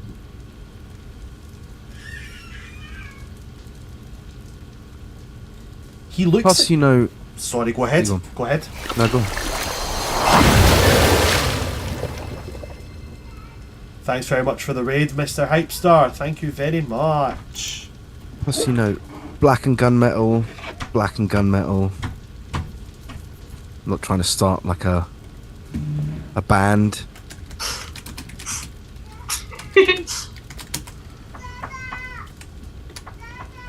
So, all of you are resigning yourself to death. I mean, only if we lose. Be like seeing my grandmother. Though I do have one more personal question, Professor. Speaking from someone who is also hurt by someone to another. Ask your question. The sun's first called. Solus primis sumus. I know for a fact that my family is deeply entrenched with them. And since you partner with them, I'm assuming you know their workings. Did my father know what you did to my brother? Did he let it happen? Oh, that's just... Do you know, I think I'm going to not answer that question. The But I thought you pain... The pain, answering soon. the pain on your face is just too rich. Let's just say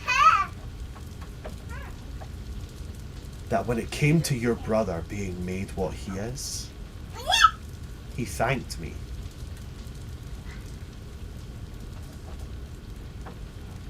He thanked me for ridding him of that Dawn Star name and everything that it came with. But you'll meet him soon. For now, I've answered all the questions I'm willing to. Since none of you will join me, not willingly, I'll raise your corpses when I'm done. And he throws his hand up in the air. And that's where we're going to go for our 15-minute break. When we come back, we'll be rolling initiative. Don't go anywhere, folks, and we will see you after the break.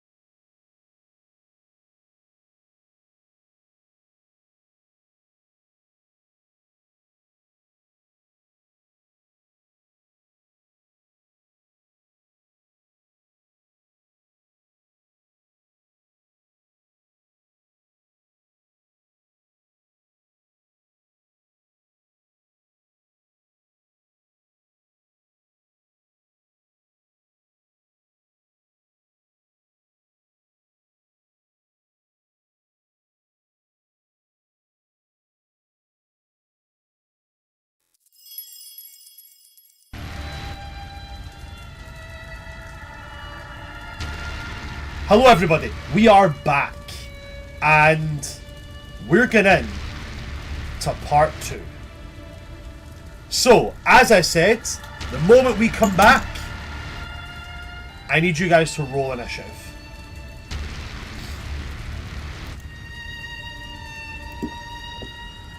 Space, initiative.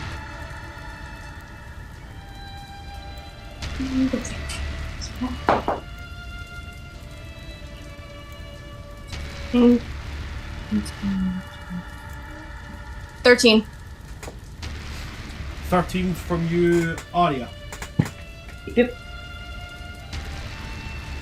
Elion, 15. Sheila, 26. Reverie, 22.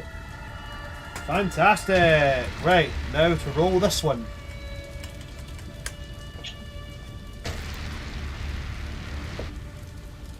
Ooh.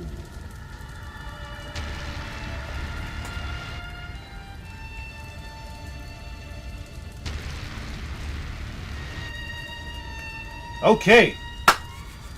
So.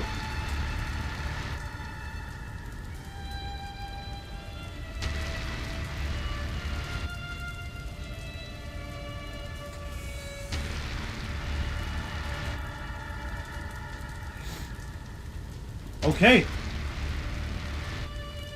Sheila. You are first. As Magda starts to levitate off the ground, channeling this warped cage of necrotic energy around you guys, locking you all in a 50-foot radius dome with him as the centre. You're first. No, I said, did I say Arya? I meant Sheila. No, you said Sheila. I did say Sheila, okay. For some reason I thought I said Arya there. Sheila, you are first. What would you like to do?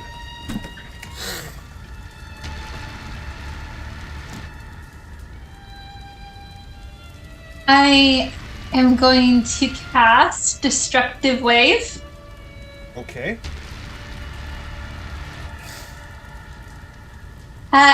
Each creature you choose within 30 feet of you must succeed on a Constitution saving throw or take damage. Constitution saving throw? Yeah. Okay, that is a 17. Meets it, beats it, fuck. Okay. So, is that half damage? Yep. So, yeah. And you're not knocked prone, sadly. But, one sec. Ooh, the damage here. So, it's going to be thunder and radiant damage. I will tell you how much of each in a second. Thank you very much. Wrong dice. I'm freaking out already.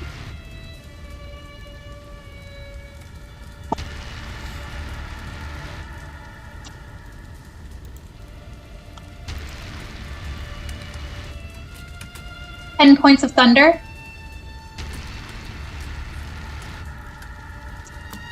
10 points of thunder.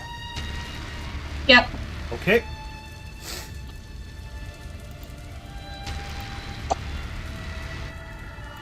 And 9 points of radiant damage.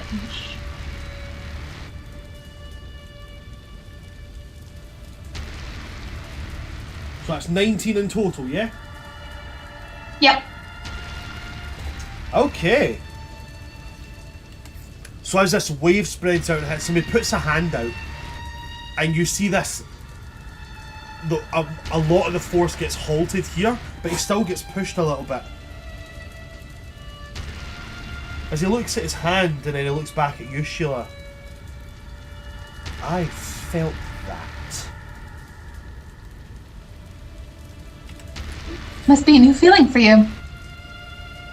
It is not one that I like. I'll have to revisit it upon you. Sheila, is there anything else you would like to do in your turn? Harry, do you have bardic inspiration at the minute?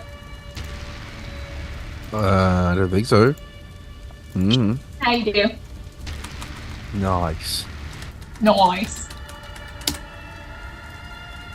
Liking the emo hair, Elion. Oh my god, did you compliment me? What the fuck?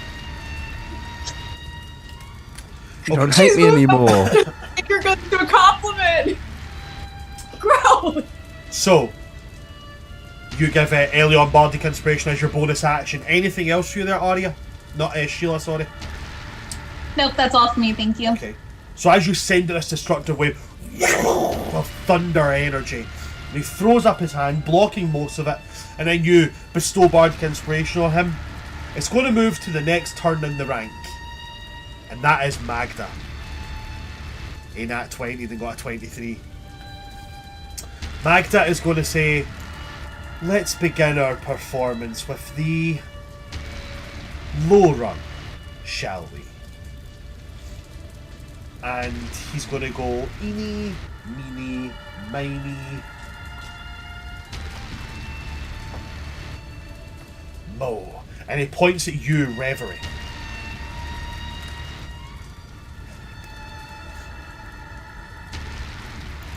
And he almost speaks like a delicate whisper into his hand, and then blows. As he's going to cast towards you, bestow curse. I need you to make a wisdom saving throw, please. Wait, is a bestow curse something that you have to do by touch? Usually you are usually you are correct. No. Usually you're correct. Bestow curse is a touch-based spell. Arya, while this is happening, you can make an Arcana check. Oh, okay. You also should still have +5. Yeah, you're Okay, still cool. within 10 feet of Elion. Yeah, and my Arcana is also really good. No, not to the check, just to Reverie saving throw. Oh, Sorry. okay. No worries. I'm afraid, but 8, 9, 10, 11, 12, 13, 14? On a 14, you do recognise the weaving of this spell. While not knowing the spell itself, the weaving is that of like a touch-based spell. But for some reason, he doesn't move towards Reverie when he does it. Would I be able to see his mouth moving? Yeah. Okay, Wait, hold on a moment, Arya. This isn't your turn. This is his turn. I'll let you make that check. That's all you get for now. You can act on that information on your turn. alright. Okay. I was a real, mechanics question, though, just for, future reference. Okay. Reactions, can you do that? Can you only do those in your turn, or, Reactions out of are at turn any point. Okay, because I had an idea for a reaction that could help Reverie, So but I wanted to... what's the reaction you're looking to do? Okay, so technically in my things it says one of my reaction actions is Gift of Gab. And you can use that to talk over a thing. Mechanics question, if I tried Gift of Gabbing over his wording, Gift of would Gab that only no? works on your words. Okay, just wanted to check. I wasn't sure mechanically if that was effective Also, or it not. doesn't work like casting spells. It doesn't work on the vocal components of spells. Okay, I wasn't sure, that's why I wanted to ask. No, that's absolutely fine. Okay, cool. So no, in this instance, Gift of the Gab doesn't work like a counter spell. Reverie, what was your wisdom save? I rolled a 23. A 23. Okay, so you're going to be fine for the wisdom save. As he did cast Bestow Curse. It does not go ahead though. No.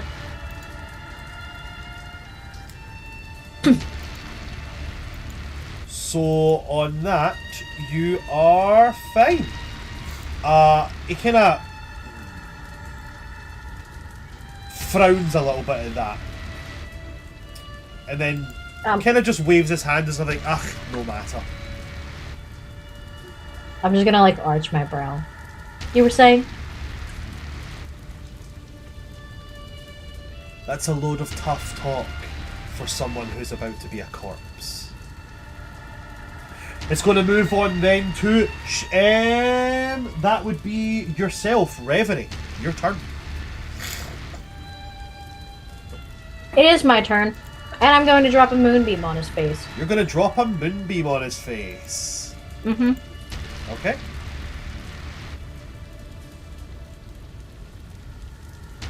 It is a Constitution save. A Constitution saving throw. As you drop this moonbeam down, he's just going to reaction counterspell, puts his hand up, and the beam of energy just smacks into his hand.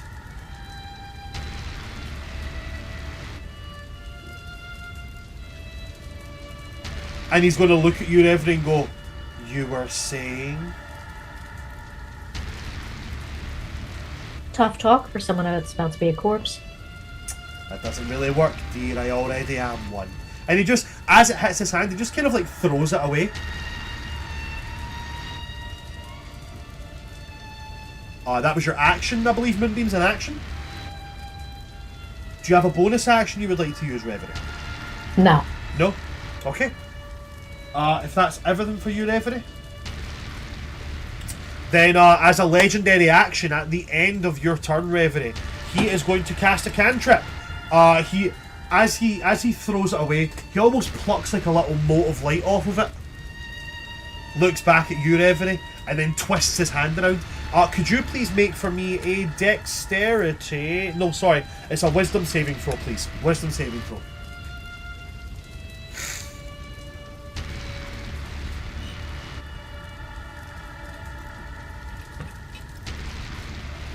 I can do math. Give me a second.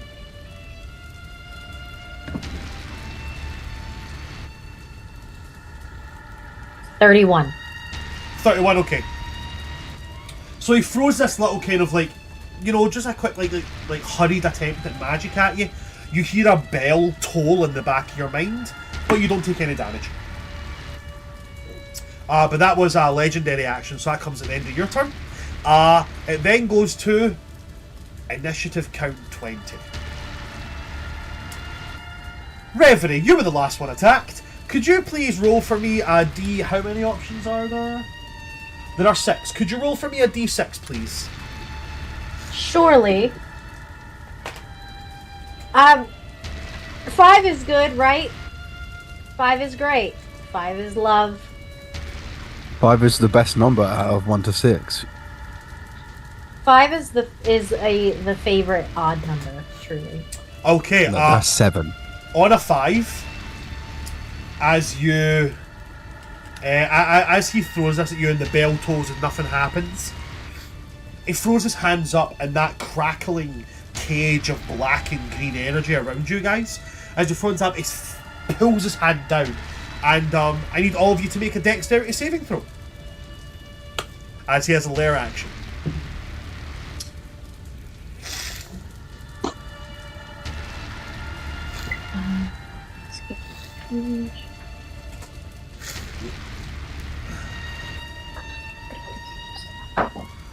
Reverie. I have to add aliens plus 5. Hold on.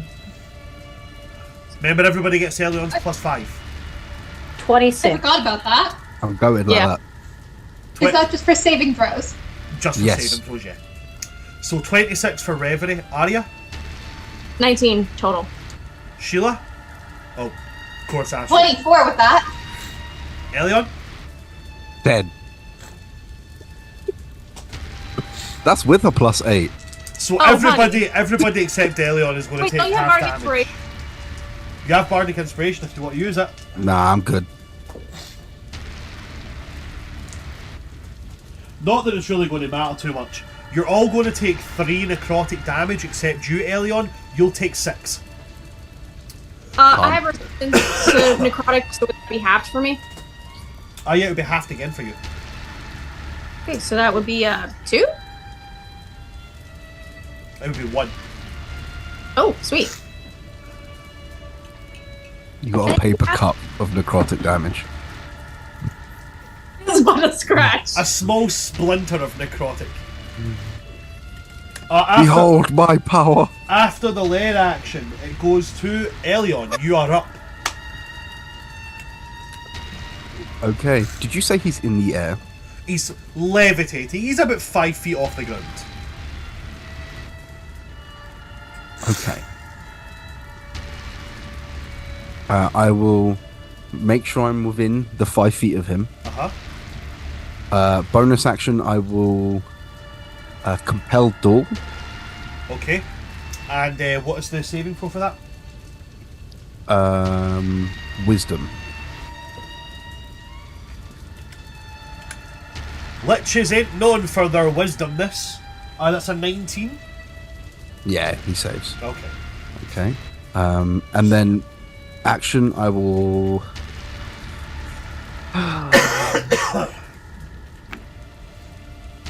I'll just hit him twice because I've already cast a leveled spell. So you move up and you bark out this command of a compelled duel, and he's going to raise his hand and go, "I'm not going to fall for that."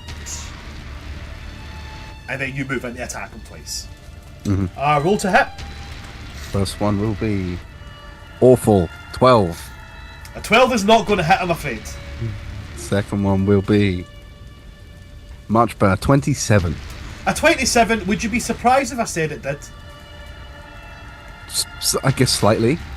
Yeah, that hits. You can roll your damage on that. I will pump a 3rd level's Divine Smite. Oh, we love to see it.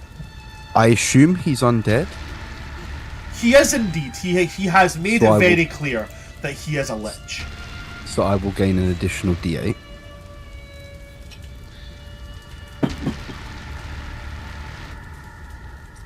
The first lich that Atuma has ever seen. So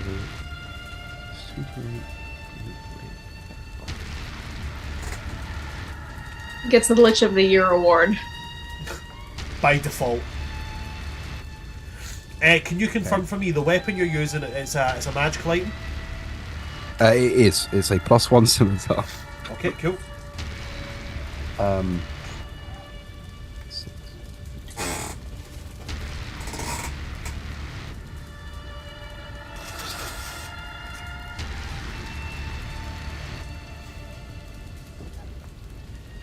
$55. 55 Points of damage. total damage, yeah? 30. Yeah. Hold on. 55.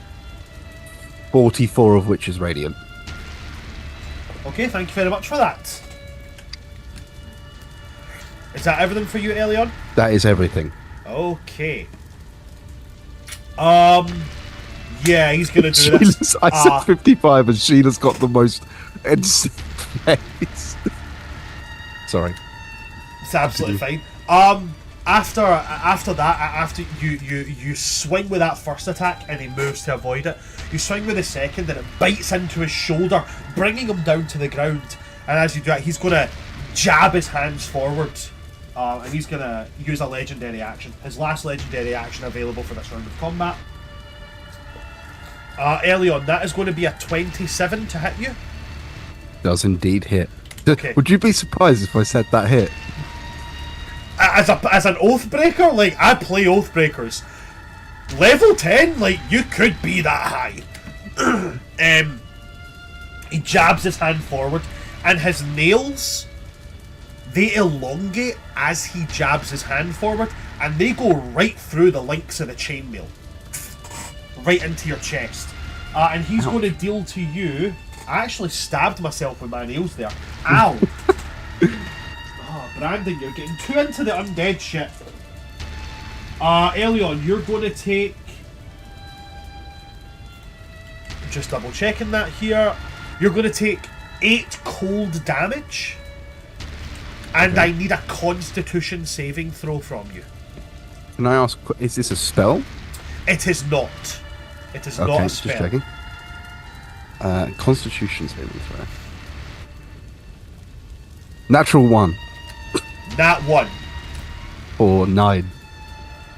For 9. Okay, in that case, Elion, as his nails pierce into you, you feel a numbness creep from your chest through your body. Elion, you are paralyzed as he Ow. pierces you with his paralyzing touch.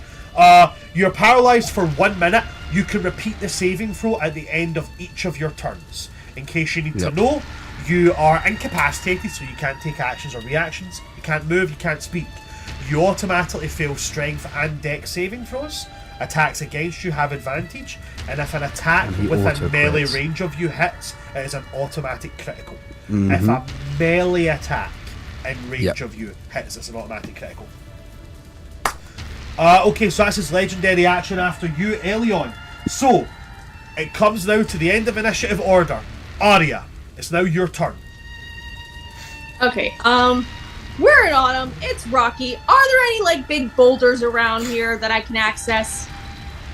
Outside of this black and green cage of energy, yes. But you don't know what crossing through that means, or what bringing something And inside inside- means. Nothing around you. It's been trampled flat by a marching horde of the undead. Okay, because I'm looking at animate dancing object, and I'm trying to think, like, I know Reverie's got a bunch of shit that she carries that are non-magical items, but I don't remember if it has to be, like, worn or if it's not used, something like that. let me Spell just should double- tell you. As an action, you target on 30 feet of you, animate and block. Friendly your companions in combat, the enemy shares your initiative. Move, use stone reaction, so it comes after me. It doesn't specify. So I know Reverie's got like a big, like she's got like a hammer thing or a maul or something like that on her back. Like the one I used during our spar with Elion, right? My warhammer. I also have a scimitar. Scimitar? Yeah. That'll do. Ari's just gonna take a deep breath and whisper herself, "Be the Batman," and she's gonna start playing a tune that sounds like the beginnings of, let's go for something a little more positive. The dog days are over. Just like this kind of resilience and hope to it, but like also a little bit like a lilt kind of thing, like da da, like, and cast animate performance on the scimitar that's on your back for my action, and that goes after my round. So then would I still have a bonus action then? Yeah, you would. Alrighty. For my bonus action, I'm gonna like yell to Elion, who I see stab through and just like stiff. It's like, Elion, you've got a Batman behind you. You got this. And I cast Bardic Inspiration. Okay, so Elion, you now have Bardic Inspiration twice. Oh, I forgot he still had his other Bardic Inspiration. And it's Motive Potential, I think, right? You have motive potential as far as I'm aware, yes. Yeah, okay. Oh, wait, hang on. Mechanics question, I forget. Can you layer Bardic Inspirations or no? Can't give one. Already got one, then I'll give it to someone else. I forgot he still had one. Let me quickly double check that. Yeah, I forgot you still had Sheila's.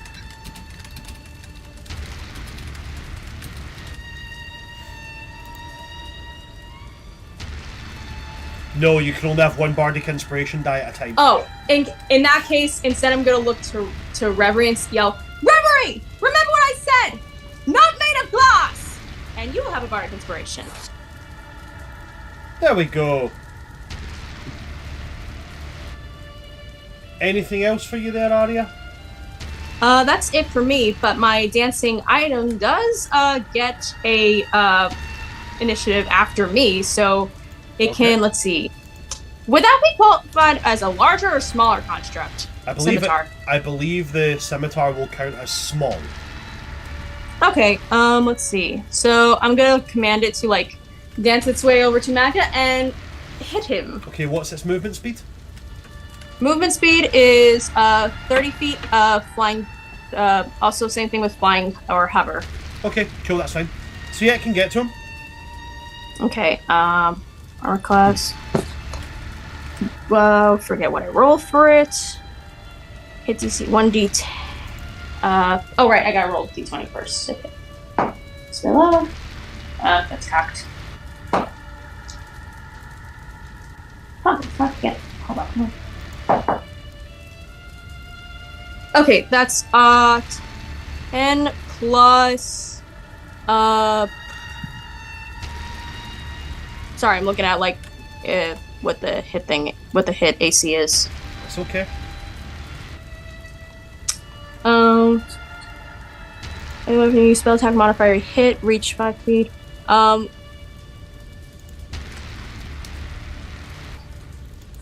Here's mine. The enemies. Sorry.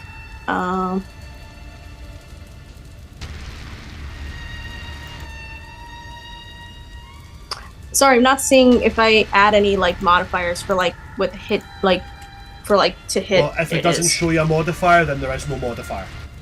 Okay, so it's just a 10 then. If it's coming from you, it would probably be your. It probably says it in the name of the spell. Can you quickly tell me the name of the spell, please? It is animating performance animate. It's a bardic thing. Yes. And Right. it just says armor class 16, hit points 10 plus 5 times your bard level. Oh. So my bard level is 10. So it's so that would be a 15 then? Right. Animating performance. 10 plus 5 times your bard level. You are what level of bard? 10. Okay, so it has 60 hit points. 10 plus 5 times your bard level. 10 plus 50 equals 60. Oh, okay. Okay? Force empowered slam, your spell attack modifier to hit. Yeah, I was about to say, it says there your spell attack modifier to hit. So when you roll, when it rolls to hit, you roll your d20, you add your spell modifier, your charisma, plus your proficiency. Okay, that's Okay. a lot of math. So that's a 10 plus 1d10. Let me get that. Right, wait, hold on. So you rolled a 10 to hit. Add your On charisma. 20. My charisma modifier is 4. So 14. So 14? Now add your proficiency bonus. 15, 16, 17, 18. Okay, 18 is a hit.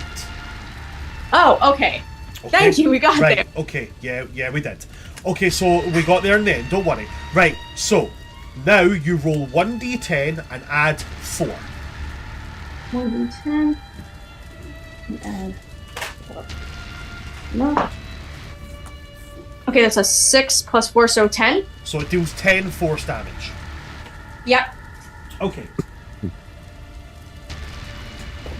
And So this scimitar dances over, raises up and slams down onto Magda's form, dealing force damage to him. Sweet. Anything And that's else? got its well, so That's what, sorry? well, just like for future reference, like I have my and then right after its initiative is basically mine, so it's like an independent thing. So Yep. I think that's about it. And then when I see I hit him, I'm just gonna be like, So just to reiterate to you, this shares your initiative count, but it takes it immediately after yours. It can move and use reactions on its own, but you have to make a bonus action on your turn to command it to take another action. oh, Okay. okay. I wasn't sure if it was like Nope. my so, stuff right, plus okay. So in your turn, Good to you know. have to on your turn, you have to use your bardic inspiration feature to command the item. got it. Okay, so you've given one bardic inspiration to Elion, not to Elion, to Reverie, and Yeah. I'll give you this one for free because we were confused. Next time you want that to do something, you need to use a bardic inspiration die, and you need to count Okay. it off. Okay. Okay, good to know. So it'll just hover if I don't use it, but Yep. at least it's there. So after Okay, that, it goes to top of initiative order. Sheila, round 2. Sheila's gonna unsheath Snicker Snack. You unsheath this huge blade, which in your hand is as light as a feather, and Snickersnack just... Oh, I've been so cooked up. Oh, I know. what do we have here? Something's off a lich. Not sure quite what that is. I think he's dead. Oh, they're definitely dead, and they're exceptionally not something that I like. Do me a favour and start swinging. Happily. Okay? Sheila, what would you like to do for your action? Gonna run an attack. You're gonna run in and attack. Okay, roll to hit. Yeah. That is a 23. Gotta love it when a bard is wielding a greatsword. 23. Yeah, that's definitely gonna hit. Lovely. Smack, smack with Snicker Snack. Not great. 12 damage. 12 damage in total. Yep.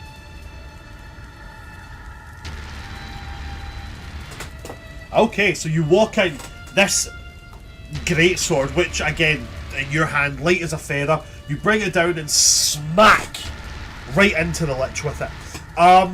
Magda buckles a little bit under that, not expecting, you know, a courtier to be wielding a greatsword, and turns to look at you before seeing the blade. And Sheila, you can feel it. You can kind of sense it. No, nobody else can. But if Snicker Snack had hands, they would definitely be doing this. Because they're sassy as fuck. So Sheila, is there anything else that you want to do with that after you smack with this greatsword? That is all I got. That's all you got. Okay, no problem.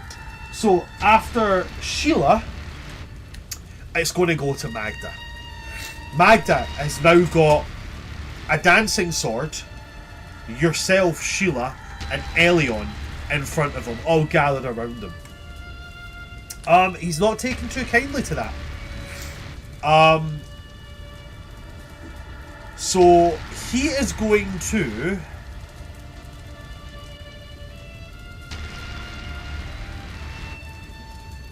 He's not that much of a dick. Not yet, anyway. He's going to just... I'm beginning to get rather annoyed with all of you. And he raises a hand, manifests this ball of flame, and throws it right at his feet. As he's going to cast Fireball. I'm in the air. Am I out of radius? Fireball is a... How high are you in the air? I'm still within, like, feet of, like, Elion, but, like... Within how many feet of Elion? Like, what was, like... I know my height is, like, the same as, like, my walking speed, I believe, so, like, that would be a 30 feet, so I probably would be, like, half, so 15. 15 feet in the air? Yeah. Okay, cool. Reverie, you haven't moved any closer, have you? No? Okay, so then, in that case, Arya, Sheila, Elion, you automatically fail because of the paralysis.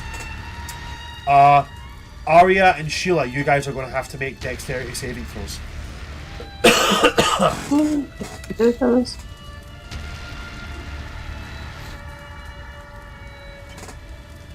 Gonna go with you.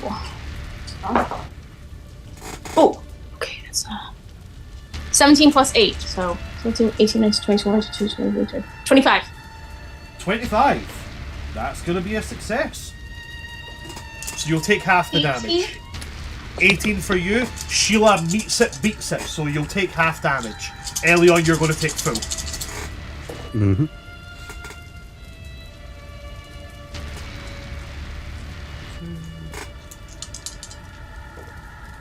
Okay.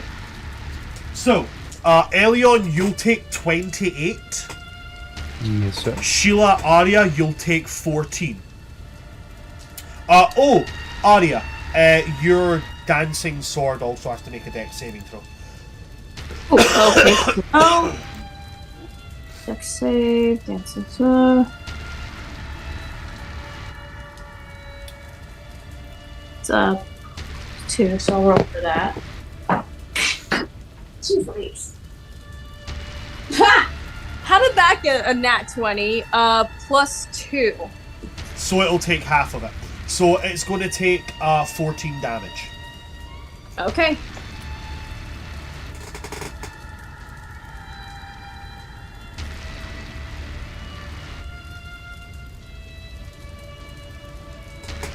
Alrighty.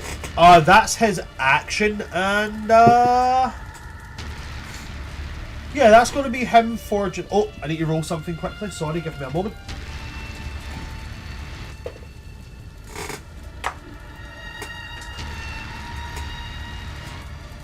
Okay. The sword. I did. After that being his turn, that was Sheila, then it's Magda. It goes to yourself, Reverie. Hi. I'm running at him, and I'm pulling my Warhammer out. I'm going to use my bonus action to cast Holy Weapon. Okay, so you wrap your weapon in Holy Light. Holy Weapon, you deal an extra 1d4 radiant damage? I believe it's 2d8. Oh, I could very well be wrong. I hope I'm wrong. 2d8 is much better than 1d4.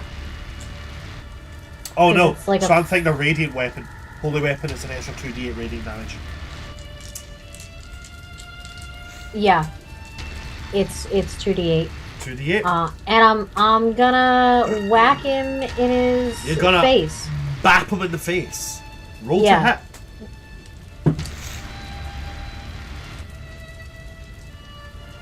I can do math.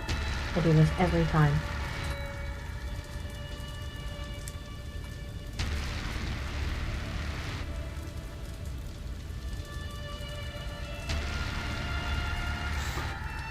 $19? 19 to hit. Yeah. Yeah, that's gonna hit. Cool. I'm also gonna use Divine Strike on it, so it's 3d8. So that's 3d8, fantastic. Roll that damage.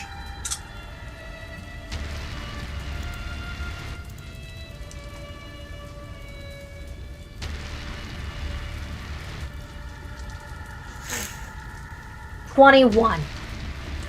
21 total damage. And my weapon counts as magic now. Booyah Kasha. Your weapon glimmers with holy light as you bring it down and you whack him right in the face. As you whack him, his jaw snaps and hangs off at the hinge. And he brings his head back up to look at you, Reverie, and just with like a finger just... That wasn't very healer of you.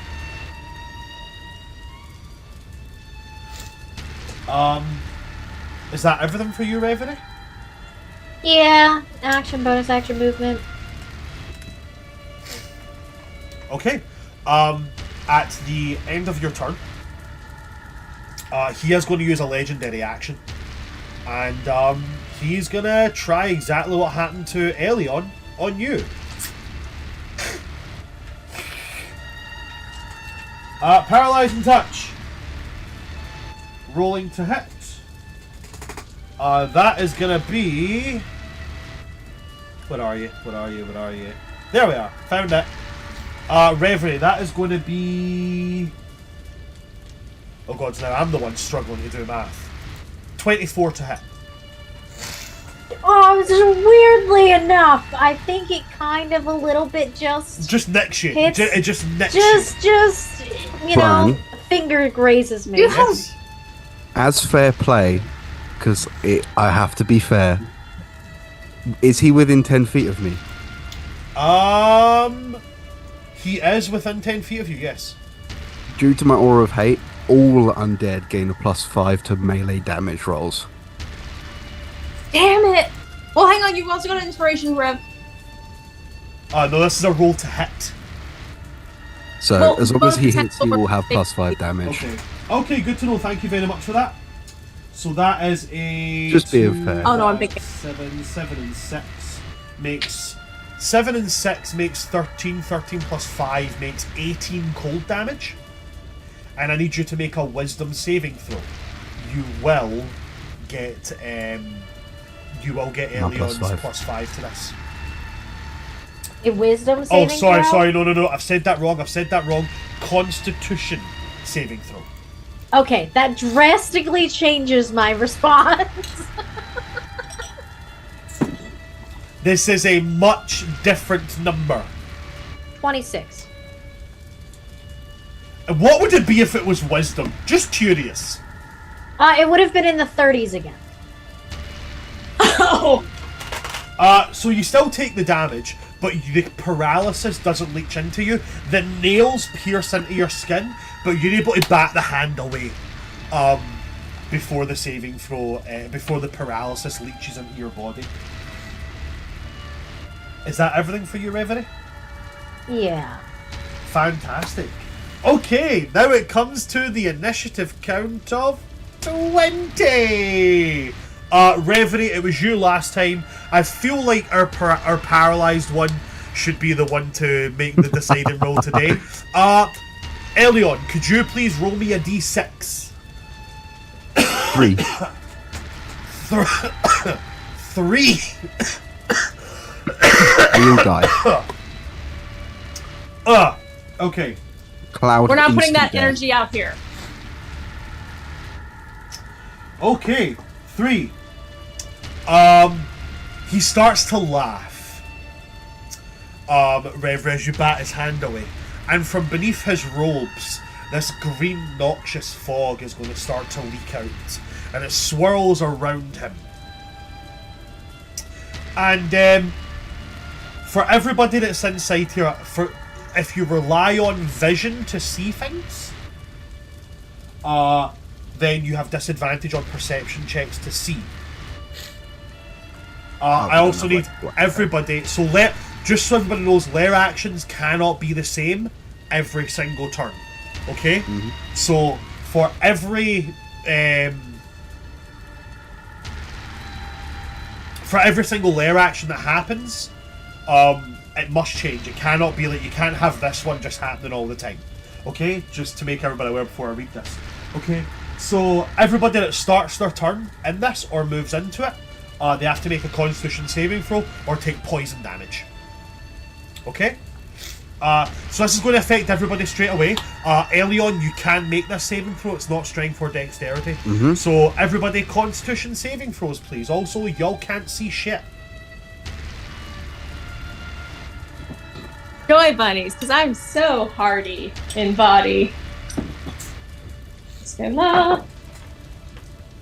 Okay, terrible. That's 17? 17, okay? Reverie?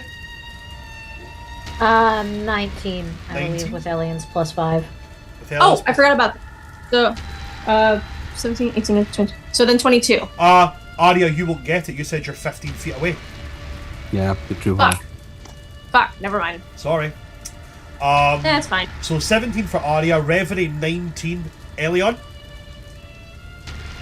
26. 26, Sheila 23. 23. Okay. So, here's what goes down. Reverie, The body. Sheila, yeah, that's it. He just hits the dead.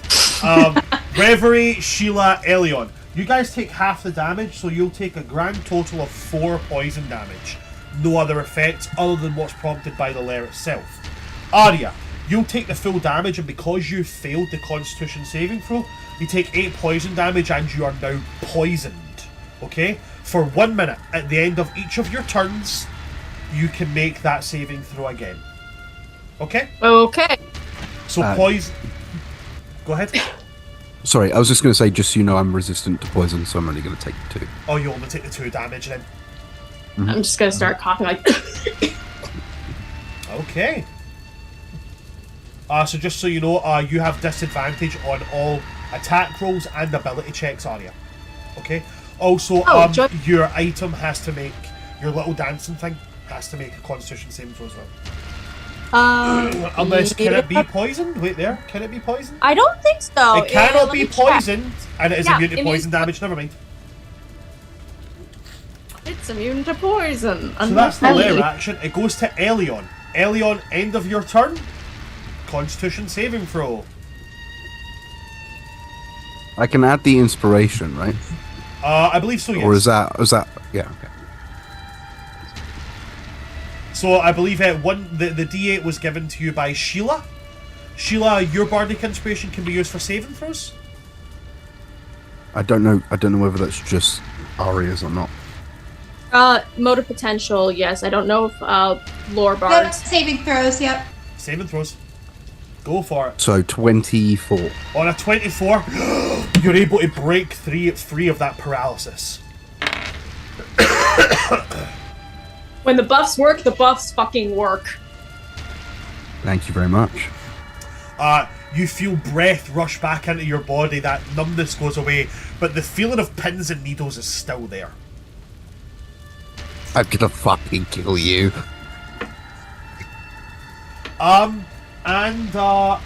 Elion, with that being the end of your turn, That's the end of my turn. yep, he is going to use a legendary action there. He's going to lash out again. We're going to roll a Oh, d4 dickhead. this time to see, because he's not got a reason to lash out at anybody in particular. The dice want what the dice want. No, not you. He Oh, okay. he lashes back out. He shoots up, which means attacks of opportunity will happen. Attacks of opportunity from Reverie, Sheila, Elion, and the sword.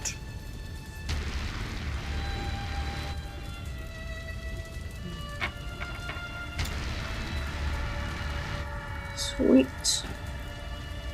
25 to hit. Okay, so Elion, as you're the one that said it, will take yours as the first attack. Okay, 25 to hit will hit. Roll the damage. Fuck it. I'll do my last 3rd level slot for another Divine Smite. Okay, another Divine Smite coming in.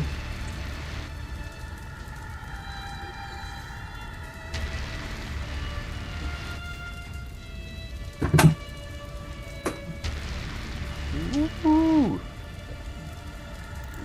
That's awful, but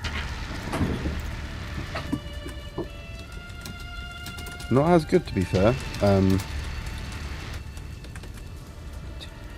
41. 41 damage.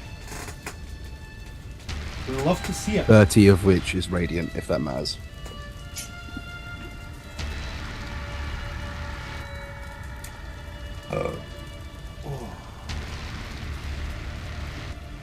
You okay? That looked like it hurt.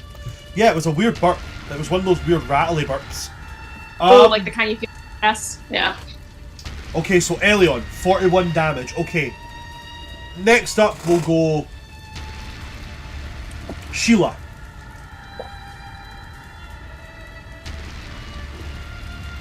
Did you roll to hit, Sheila, for your attack of opportunity? Are you... Oh, yeah, sorry. It was 13, which I'm assuming does not hit. 13 does not hit, I'm afraid, as you miss with Snicker Snack. Snicker Snack is like, I'm sure you'll do better next time. Thanks too, darling. Reverie. 22. 22. On that one, he is going to cast something. He's gonna cast a oh wait, no, he's not. Still gonna hit. Never mind. He's not gonna cast shield. You're gonna hit. Roll to hit. Roll your damage. Math, the real villain in D&D. Seriously.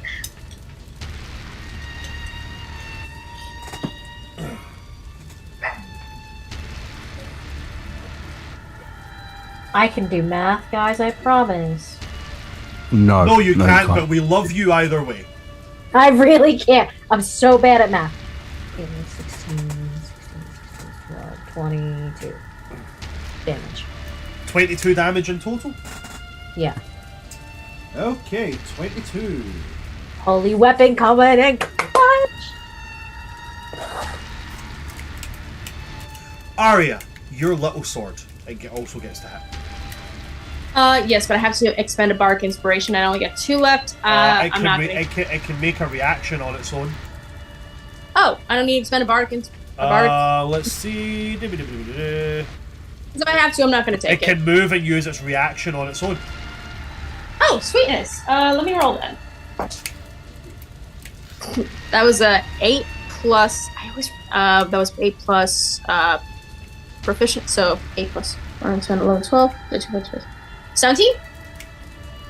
Or am I doing that math right? It was 8 plus 4 plus 4. So 8 plus 8 is 16. oh, okay, right. So on that one, he will cast shield. Meaning Fair. that on a meets it beats it, he pops a shield and your sword bounces harmlessly off. You take your best little bladey guy. As the rest of his legendary action, as he's moved, he is going to jab his hand into you, Arya, as he's going to do a paralyzing touch on you. Am I in range or no? He just moved. Oh. Yeah. He's I floating thought up to you. That's why we all smacked him, because he went up. So I went up. Oh, okay. So what kind of save do I have to make? Well, first off, I need to roll to see if I hit. Okay.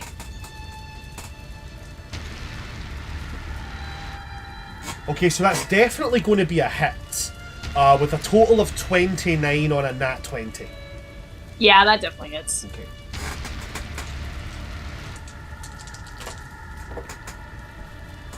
Okay, so Arya, you're going to take 28 cold damage. Oh, within how many feet of you does that undead thing happen, Harry? 10. Within 10 feet. Okay. So yeah. If it's product damage, I also have resistance. I know you're going to get resistance. Okay. But this part isn't. Okay. Oh. Now, Elion, does it say what type of damage that they do? Or is it just 5 additional damage? The paladin is when he, as well as any fiends and undead within 10 feet of the paladin, gain a bonus to melee damage rolls equal to your charisma modifier. It's just damage. So it's just their damage. Yep. Okay, so you're not going to get resistance to this area because paralyzing touch is cold damage. Okay, so it's 28 plus 5 makes 33. So you take 33 cold damage. Oh, fuck. As well as I need a Constitution saving throw. You do not have Elion's plus 5 because you're 15 feet away. Okay. Damn it. Spot up on our team. Oh, okay. 14, 15, 16? 16's not enough, I'm afraid. Fuck. Arya, the nails bite into you, but as he only comes up 10 feet, he grabs your leg and the nails sink into your calf muscle. And your entire body tenses up. Now, your flight is given to you by your boots, which is the only reason you don't fall. But you are now paralyzed, which means you're incapacitated, so you cannot move. Your actions and reactions can't be used. Movement speed becomes 0, as well as all the things that I said earlier on before. Strength and dex saves you automatically fail. You cannot speak, and if you take attacks against you, have advantage, and if you take that, and if a melee attack against you hits, it's an automatic critical. Okay. I could still make a sound with my throat, though, right? Because as long as I can make a sound, I can. You cannot move, cannot speak.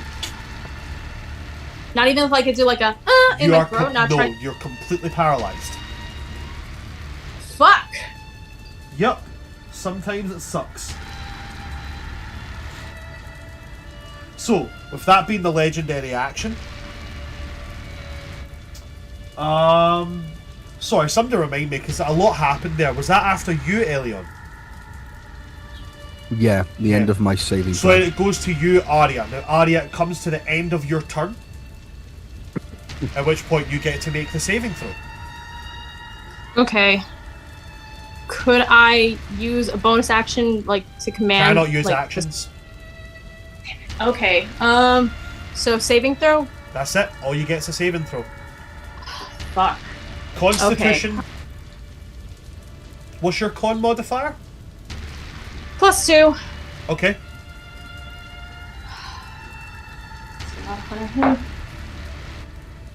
Okay, so that's at 18, so dirty 20.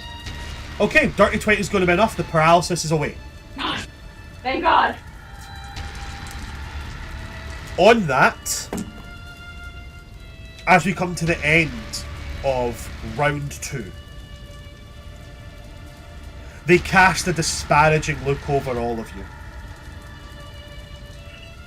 They look at their nails and then they say, this has been entertaining, but I'm starting to think perhaps we should up the ante, don't you think? I mean, we're already up in the air. How much more up can we get? Oh, Arya, surely you should be the one to know. Every performance can be elevated. And we are going to wrap the session. Top of combat round 3 as hands sprout from the ground. That's where we're going to wrap the session for today. No after credits scene.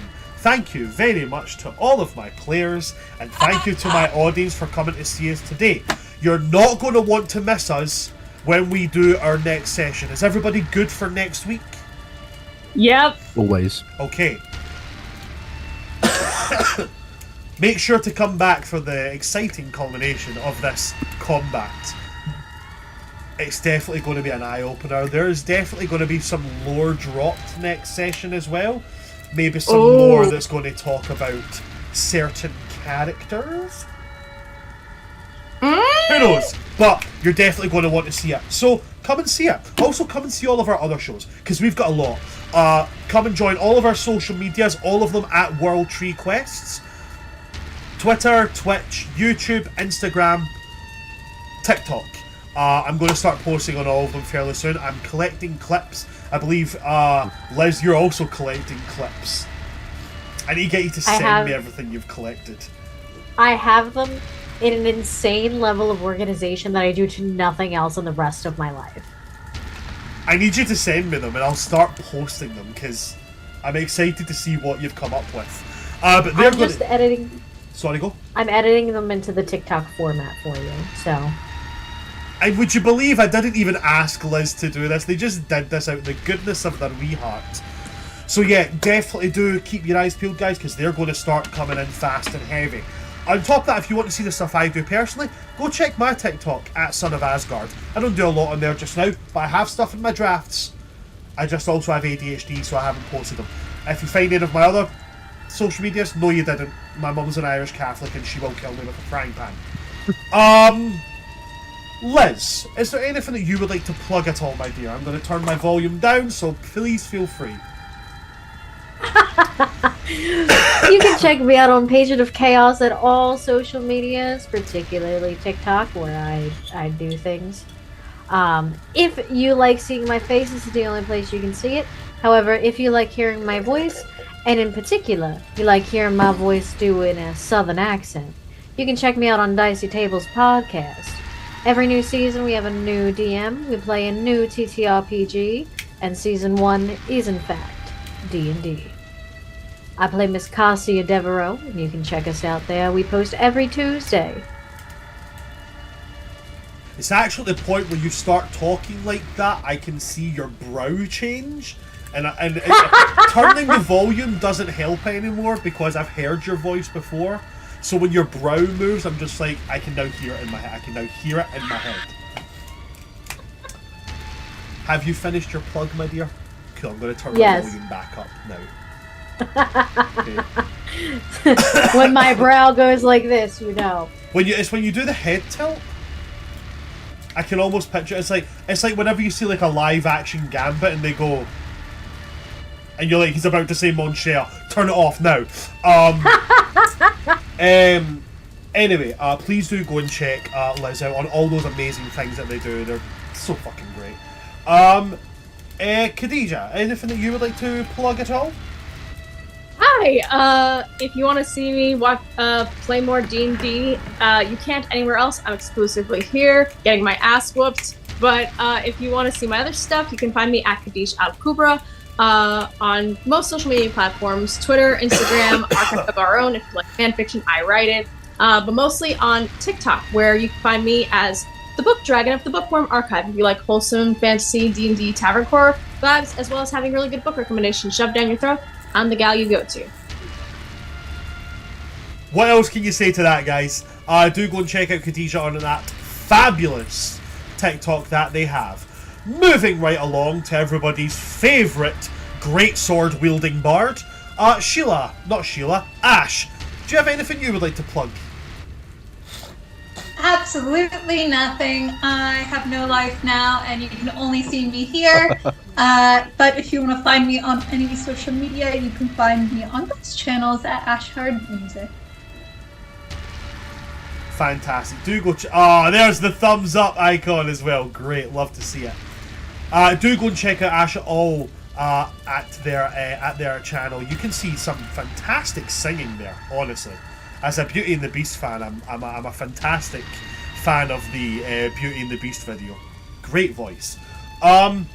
Moving on along to everybody's favourite AI that gained sentience but somehow didn't send Arnold Schwarzenegger back in time to kill me. Harry. No, that's a few weeks from now. Shit! Fuck! You ruined it. You ruined it. Spoilers, man. You are gonna stop him.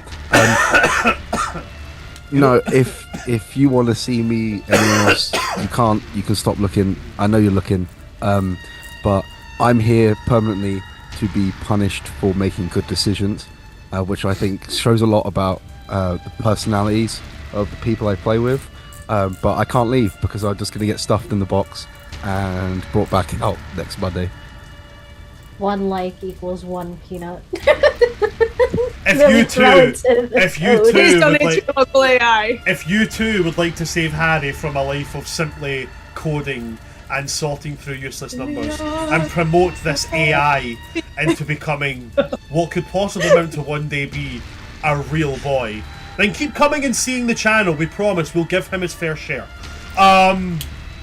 But yeah, if that's everything from all of my players, and that's everything from me, then thanks very much for coming to see us, guys. I've been your DM of Doom, Son of Asgard, or World Tree Quest here on Twitch, Twitter, and YouTube. With me today, we have had Patron of Chaos, we've had Khadija Al Kubra, we have had Ashard Music, and we've had Just Harry. From all of us here at World Tree Quest, good night, stay safe. The first Lich has arrived in Atuma, and the first thing you thought to do was get in melee range. What the fuck? Also, don't pull a finny. Good night, folks. Good night.